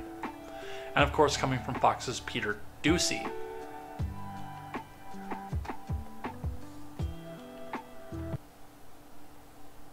There's this testimony now where one of your son's former business associates is claiming that you were on speakerphone a lot with them, talking business. Is that what? Never talk business with anybody.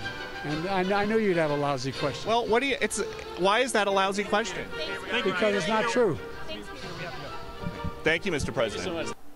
There's this testimony now.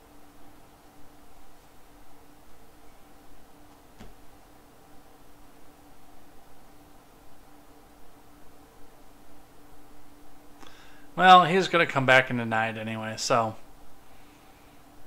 And the hope is to keep him alive long enough to win the re-election and then pull the CIA drugs back away from him so he never has to testify and he lives the rest of his days under executive privilege. The Turtle Man pretty much coming out and saying that nothing is ever going to happen to this family.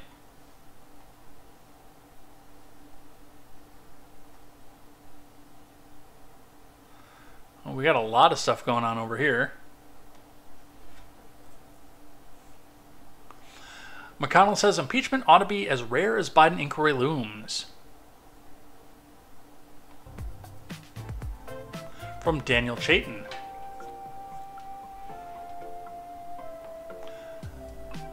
Senate Minority Leader Mitch McConnell cautioned against the regular use of the impeachment process as House Republicans float an impeachment inquiry against President Biden.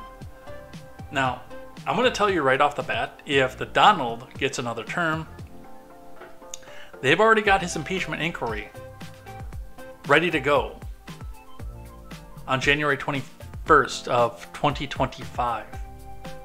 If DeSantis gets elected, like if the heavens break free and by some miracle Ron DeSantis gets into office,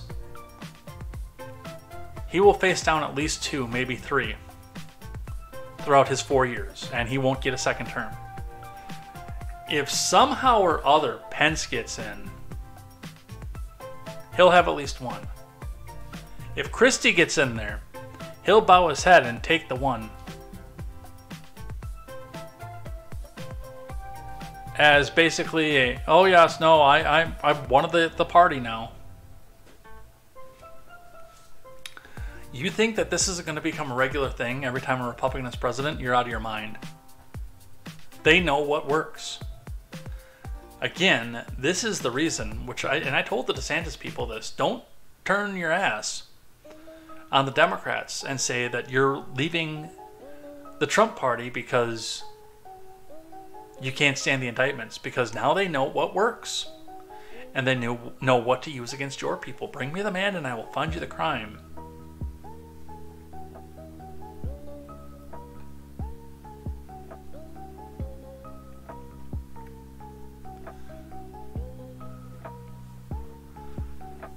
The top Republican lawmaker was quoted in a New York Times report published Tuesday that explores how impeachment and censures have become the norm in Congress. Impeachment ought to be rare, McConnell said. He also observed, this is not good for the country. The GOP-led House may be headed toward initiating an impeachment against Biden, possibly as early as the fall, spurred by concerns about a pattern of millions of dollars flowing from foreign nationals under suspicious circumstances. Yeah. McConnell is not going to do crap. He might even push to have it all dismissed. I don't know if he can or not. I think once it gets handed over, it is the responsibility for Schumer to at least put it up to a vote. But I would be willing to bet at this point, just given what he just said, that I'm going to vote to acquit. And I call on all my Republican colleagues to do the same.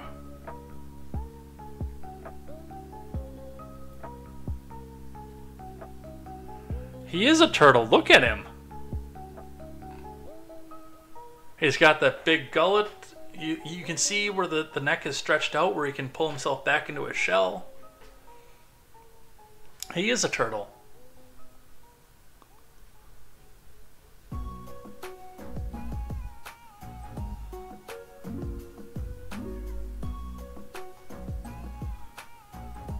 Timmy is a slow turtle.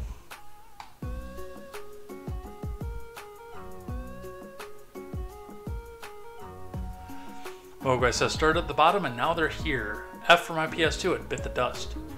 Mine was still working the last time I used it. It is a bit of a pain to get that to work with component cables, though. I will say that. White House McDonald's will be opened by Christie swearing in. Nice. Sugar Mitch is a vibrant, healthy man, not as sexy as DeSantis. But he has a sound mind. Damn it, Graham. Go home. Yeah, I can understand the slow reference. But turtles can actually move the fastest of all reptiles. Actually, in the water, too. My last live-in girlfriend had 3 of them, and those things just cruise in the water.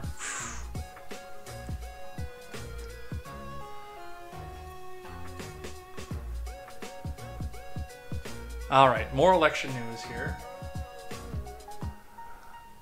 Exclusive from the Daily Mail, Trump leads DeSantis by 42 points in a new national poll showing more Republicans are likely to vote for him after third indictment, and 75% think charges are a distraction for Biden corruption.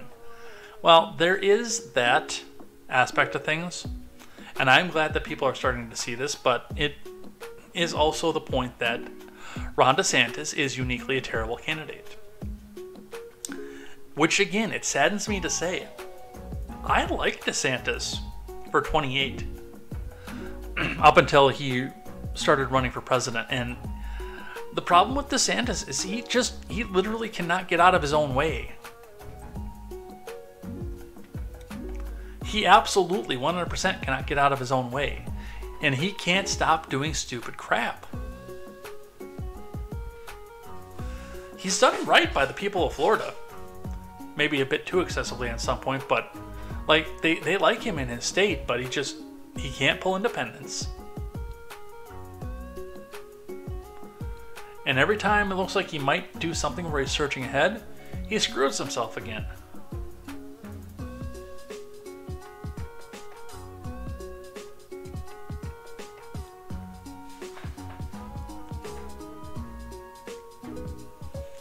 This is from Rob Crilly, senior U.S. political reporter for DailyMail.com in Manchester, New Hampshire.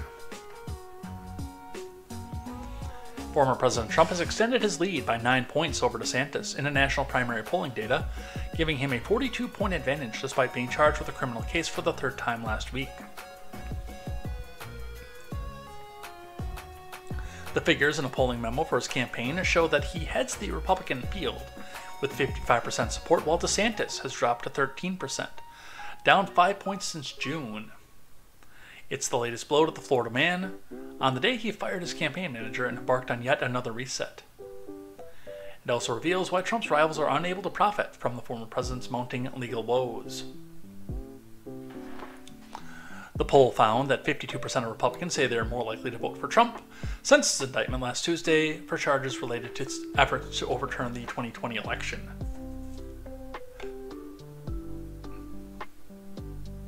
Pollsters with coefficient asked 1,638 likely Republican primary voters across the country for their views. The results have a margin of error 2.4 percentage points, Which, I mean, that's really good for him and the Republican Party because, again, it means that more people listen to my advice than what they're listening to with the Biden babies of don't show your ass to the Democrats because they will take advantage of you.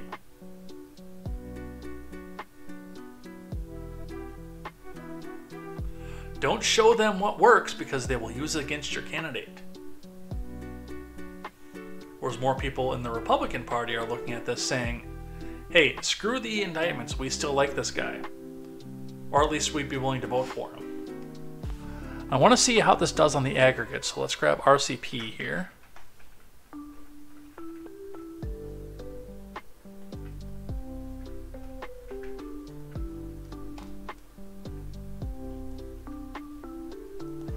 And in polls, do we have election? Republican nomination, here we go.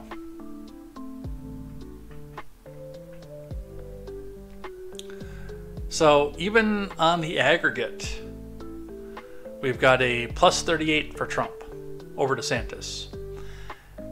53.9 to 15.9. Ramaswamy's at 5.9. Inching up on the aggregate because he keeps doing well in some more of these polls. Pence at 5. Haley is at 3.6. Scott is at 2.9. Christie is at 2.3 and Hutchinson is at 1. Burgum and Hurd you haven't even heard of, so I don't know why they're showing up on these polls, but the two that they're bringing up, the one that they're bringing up is a morning consult, which put Trump ahead at 43. 59 to 16 with Ramaswamy at 8, which is bringing his aggregate back up because it was so low for a while. Pence at 6, Haley at 3, Scott at 3, Christie at 3, Hutchinson at 1, and Burgum and Hurd are non-existent.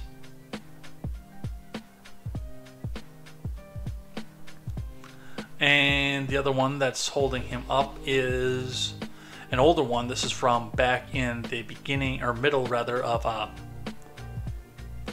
July. Well, that had Trump as plus 44, 57 to 13. So he's doing well in the polls.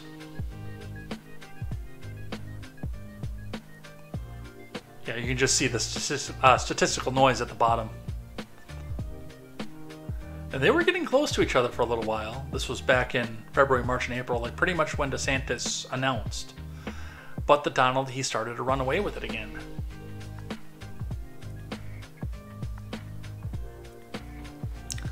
So I've no doubt that he's going to be the nominee. One of the problems that I have with it, of course, is I have heard no plan as to how he plans to win over independents in the general. He will take the nomination running away. Absolutely will. There is no doubt in my mind.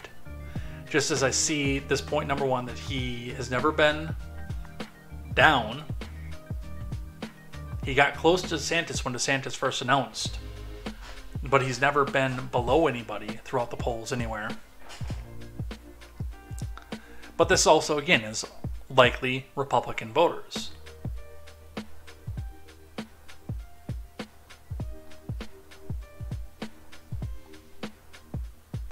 But I got to see that plan to reach out to independents, and I don't see it. Let's grab one from The Intercept. Secret Pakistani cable documents U.S. pressure to remove Imran Khan. From Ryan Grimm and Murtaza Hussain. But don't worry, we don't put our influence anywhere else out in this country.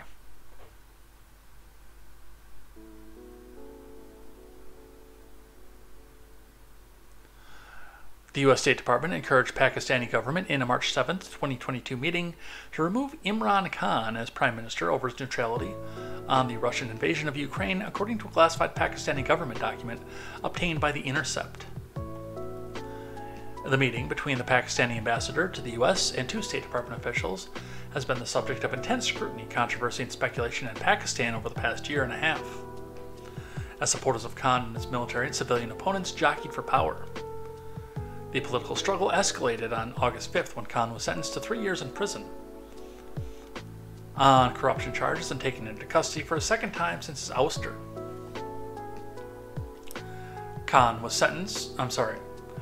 Khan's defenders dismissed the charges as baseless. The sentence also blocks Khan, Pakistan's most popular politician, from contesting elections expected in Pakistan later this year. Man, why does this sound familiar? 1 month after meeting with U.S. officials documented in the leaked Pakistani government document, no confidence vote was held in parliament. Leading to Khan's removal from power, the vote is believed to have been organized with the backing of Pakistan's powerful military since that time. Khan and his supporters have been engaged in a struggle with military and civilian allies, whom Khan claims engineered his removal from power at the request of the U.S. The text of the Pakistani cable produced from the meeting by Ambassador and transmitted to Pakistan has not previously been published. The cable, known internally as the Cipher, reveals both the carrots and the sticks that the State Department employed in its push against Khan, promising warm relations if Khan was removed and isolation if he was not. The document, labeled secret, includes an account of the meeting between State Department officials, including Assistant Secretary of State for the Bureau of South and Central Asian Affairs, Donald Liu, and Asad Majid Khan, who at the time was Pakistan's ambassador to the U.S. But hey, don't worry, we never interfere in foreign elections and foreign affairs. It's just evil Russia that does it to us.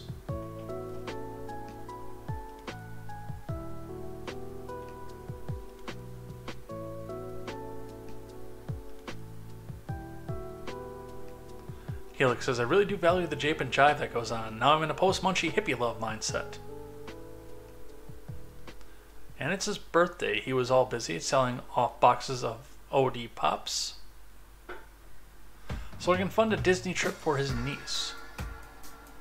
When people ask you, how are you doing? How do you respond? How am I doing? I'm alright.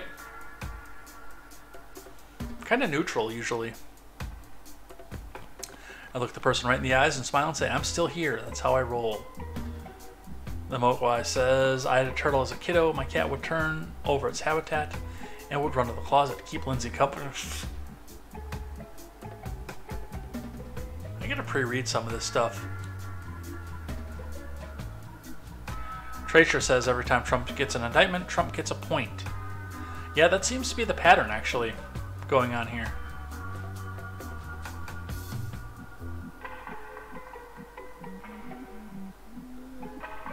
From CBS News. We're going to wind down here in just a bit, I think. Yeah, we'll do this one as the last one. We'll head out of here for the night. From CBS News, though. Iraq bans the word homosexual on all media platforms and offers an alternative. From Khalid Wasef.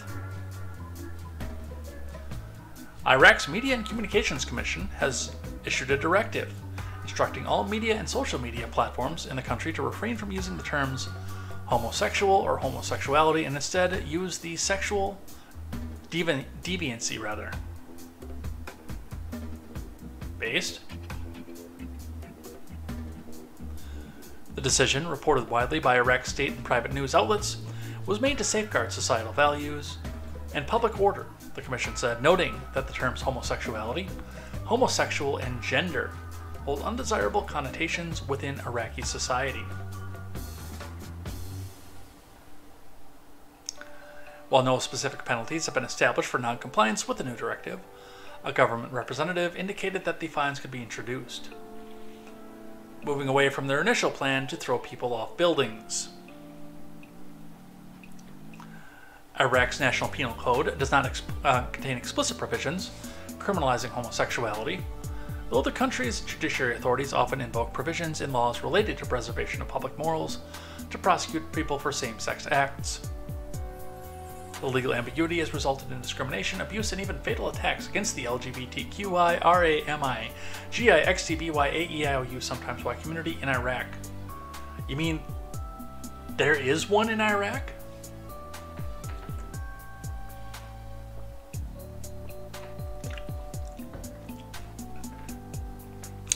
You gotta understand something here. Iraq is a majority Muslim country. If you think Jesus was bad against the gays, he was a kitten compared to Muhammad, which always made me laugh because the Democrat Party tried to hold both the Alphabet Army and the Muslims into the same coalition.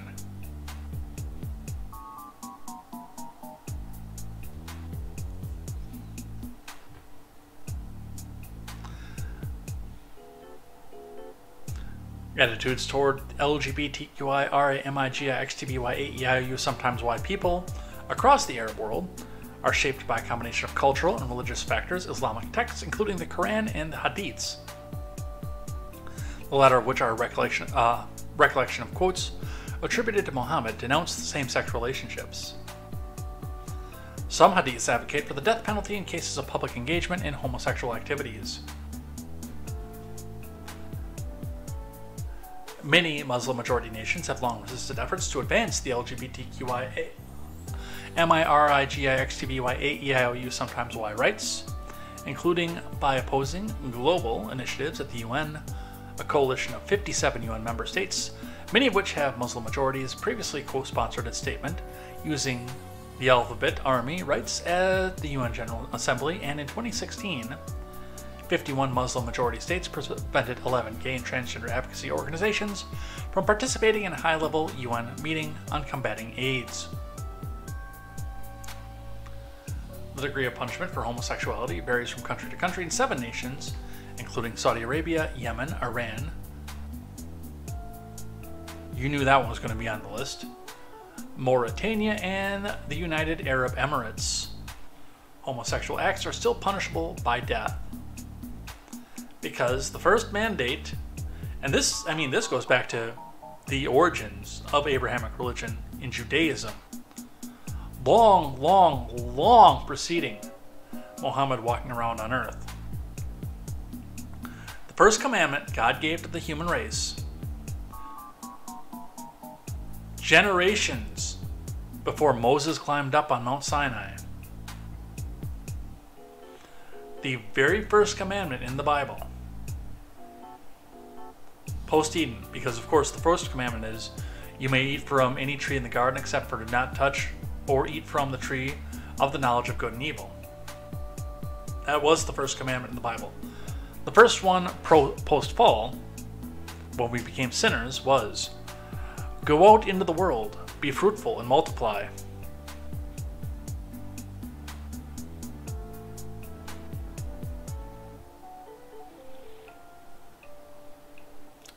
When you're doing it with somebody of the same gender as you are, you're not exactly multiplying.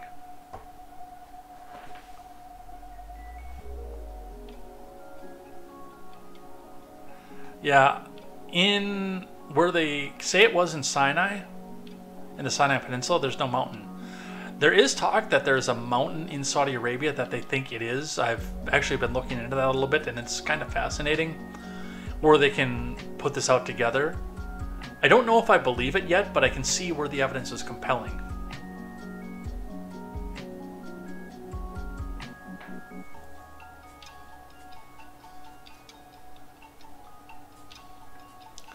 But that is what's going on in Iraq.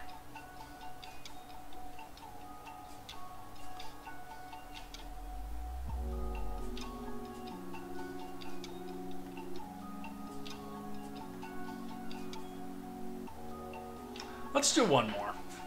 I'm feeling generous. We'll go for a little bit longer because, of course, it's Wednesday. And we talk about on Wednesday something that restores my faith in humanity, something I'm thankful for. From the Daily Mail, law graduate, Extinction Rebellion activist 28, who murdered her fiancé by stabbing him with a kitchen knife as he pleaded, "I love you, please," is jailed for life. From Rhiannon James, An Extinction Rebellion activist with dreams of becoming a human rights lawyer was jailed for life yesterday for stabbing her fiancé to death. During a domestic dispute, Blaze Lily Wallace, 28, who was pregnant at the time, had followed Samuel Mayo, 34, into the street near their London home and stabbed him. Witnesses heard the final, desperate words as he repeatedly shouted, "Please, Blaze! I love you! Please, Blaze!" Samuel suffered a fatal 4-centimeter wound in Lower Richmond Road, Mortlake, on July 18th last year. He bled to death around 9:45 p.m. as he begged motorists and passerbys to call an ambulance. The just at Kingston upon Thames Crown Court unanimously convicted Wallace of murder and possession of an offensive weapon, because of course, knives are outlawed in the UK. Following the 3-week trial, she will serve a minimum of 24 years.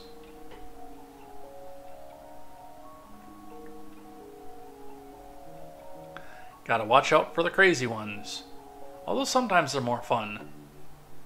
Sometimes you have to balance whether the more fun leads you to something like this. Judge Rajiv Shetty told Wallace, who was wearing a black Casper the Friendly Ghost sweatshirt with her hair braided in cornrow style, "You stabbed him once to the chest. You stabbed him with sufficient force at a downward angle of the knife to go through the ribcage cartilage and into the heart. He shouted for help and was losing a lot of blood at the time. In contrast to the people who tried to assist him, you did nothing and left the scene, allowing him to die and showing a complete lack of remorse that you had stabbed him in the chest." Also, kind of funny the fact that the gun control advocates believe that evil won't find a way if you just take away all the guns. Stabby girls can be fun sometimes. So she is out of the running. Although she killed her boyfriend, I guess that means she's probably single right now, right? Man. Do I wish Nailbender was here to hear that one. Alright, that is all that we have on the day here today. But the last thing that I do when we sit down and we close out the show on Wednesday is I think long and hard about something that I'm really thankful for, something that's restored my faith in humanity. And one of the things that I've got to think about and talk about is long-term friends. Really long-term friends. Kristen, this one's for you. So, I don't reveal typically a lot of my personal life while we're sitting here talking. Because there's been a more jape and jive, as Mr. Scott had pointed out, there's been more of that. I've been a little bit more open about it lately. But for the most part, I don't do it. I don't care for it. Because the people that come into my personal life, they've never asked to be in the public spotlight. And especially given what I've done, they don't want to be in the political spotlight, which I understand. I mean, they will shut down your business, the place that you work, and make sure that you can't earn a living if you have the wrong political views in this country and in this world.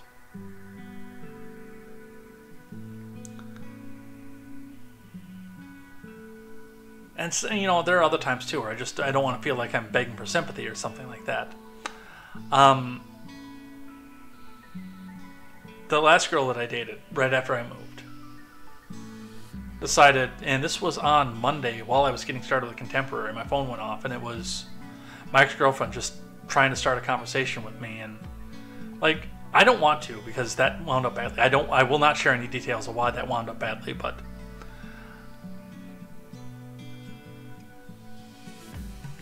I will tell you right off the bat that I've got this friend that I knew when I lived in Mass, who just has always got me. Female friend. Who has always got me, right from the beginning. And I know she doesn't open up and share as much, but I do try to come back and be as open and helpful when she does. Typically for her, it's when there's an issue with the car that she's got. It's fine. But it's like, we can go weeks without talking about anything, and it's just, we pick right back up where we left off. And I'm really thankful for that. And the comfort that provides. And the ability to just know that there's somebody there. I'm thankful for that. And, you know, some of you guys probably have that person. Some of you guys don't. I want you to think actually about, if you're listening to this, either live or on the replay, who that person is in your life that no matter how many years, how many weeks, how many months it's been, just as soon as you start to talk, it's like you pick right back up where you left off. Like there's no transition that goes on with it, because I know you have that person. A lot of us have that person. And I do try to keep, especially lately, a more open dialogue with this person. Because, honestly, I can tell you right off the bat, where I was at my low point when I was in Mass, I don't know where I might have wound up for the last year that I was there, had she not come into my life. There's a 50-50 shot I'm not even sitting here on the microphone talking to you. That's how important this person was to my life. Like, I'm not even kidding. That's a distinct possibility on more than one occasion, by the way. One was indirectly, but it's because of a person that she introduced me to.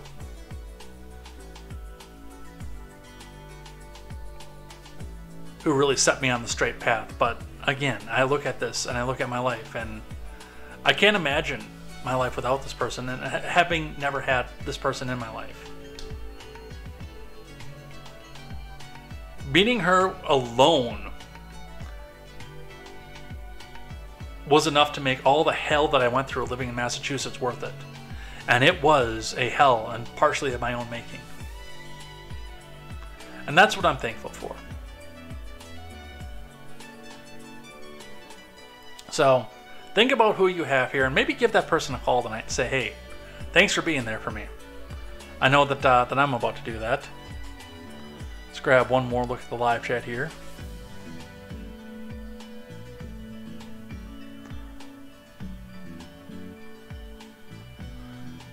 Helix says, I think that kind of oppression actually fuels the cognitive dissonance that enables delusional thinking.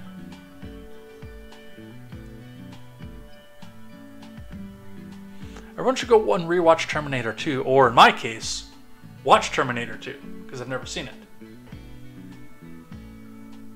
Realistically, you had to know that was coming.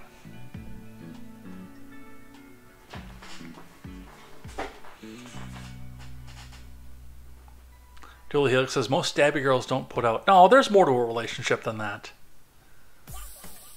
Keep your cards fairly close. I like the little underground thing you do. Don't be like C.W. Chanter and say you're a cult leader. Oh, no. If I start to sense that there's a cult going on, I will put an end to this channel right now. There are other creators out there that I see as cult leaders. Owen Benjamin. And I never want to be like that. Plus, I'd be like the worst cult leader in the world. And it's the same thing. Like, I say the same thing when people suggest that I should be president. I'd be the worst president in the world. In history. Well, to what our expectations of government is, I should say. If I was the president of the United States, my mandate would be, leave me alone and don't kill each other. That's my agenda. Figure it out on your own. And if you can't, petition your state. Leave the federal government out of it. A realness and a humbleness to reality. Thank you. That's why I chill here and why you see me yelling. And yeah, I've been through some stuff. And you weren't big-headed about trying to be better. Yeah, thanks for being here. No homo. Well, you're welcome. Let's head out of here for the day. For reasons of, as you guessed it, I'm hungry.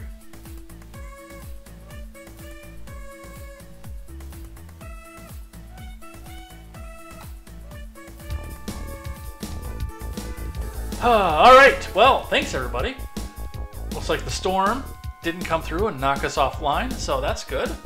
I don't think it did anyway. Go look at my notifications over here on all my notifications are new recordings have been completed, so we're all good over on that front. But we're out of here for the night. Thanks everybody who came by and had a chat in the live chat, or even just dropped in a lurk. We had a few lurkers on the Instagram side tonight, so that was always cool. Bunch of the lurkers and the listeners and the commenters over on the main channels. And remember, a couple things before we head out of here.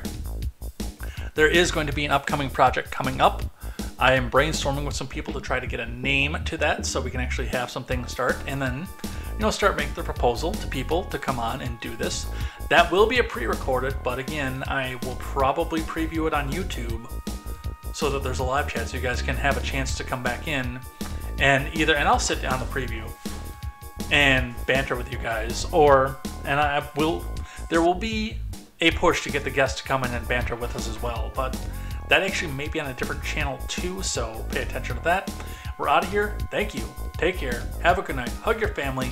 Find that friend that you can always just pick right back up with and right where you left off again. That's always a great time, and we will be back here tomorrow with more news, more headlines, and more contemporary. And until then, I am Jay Edgar, and this is Contemporary. Take care.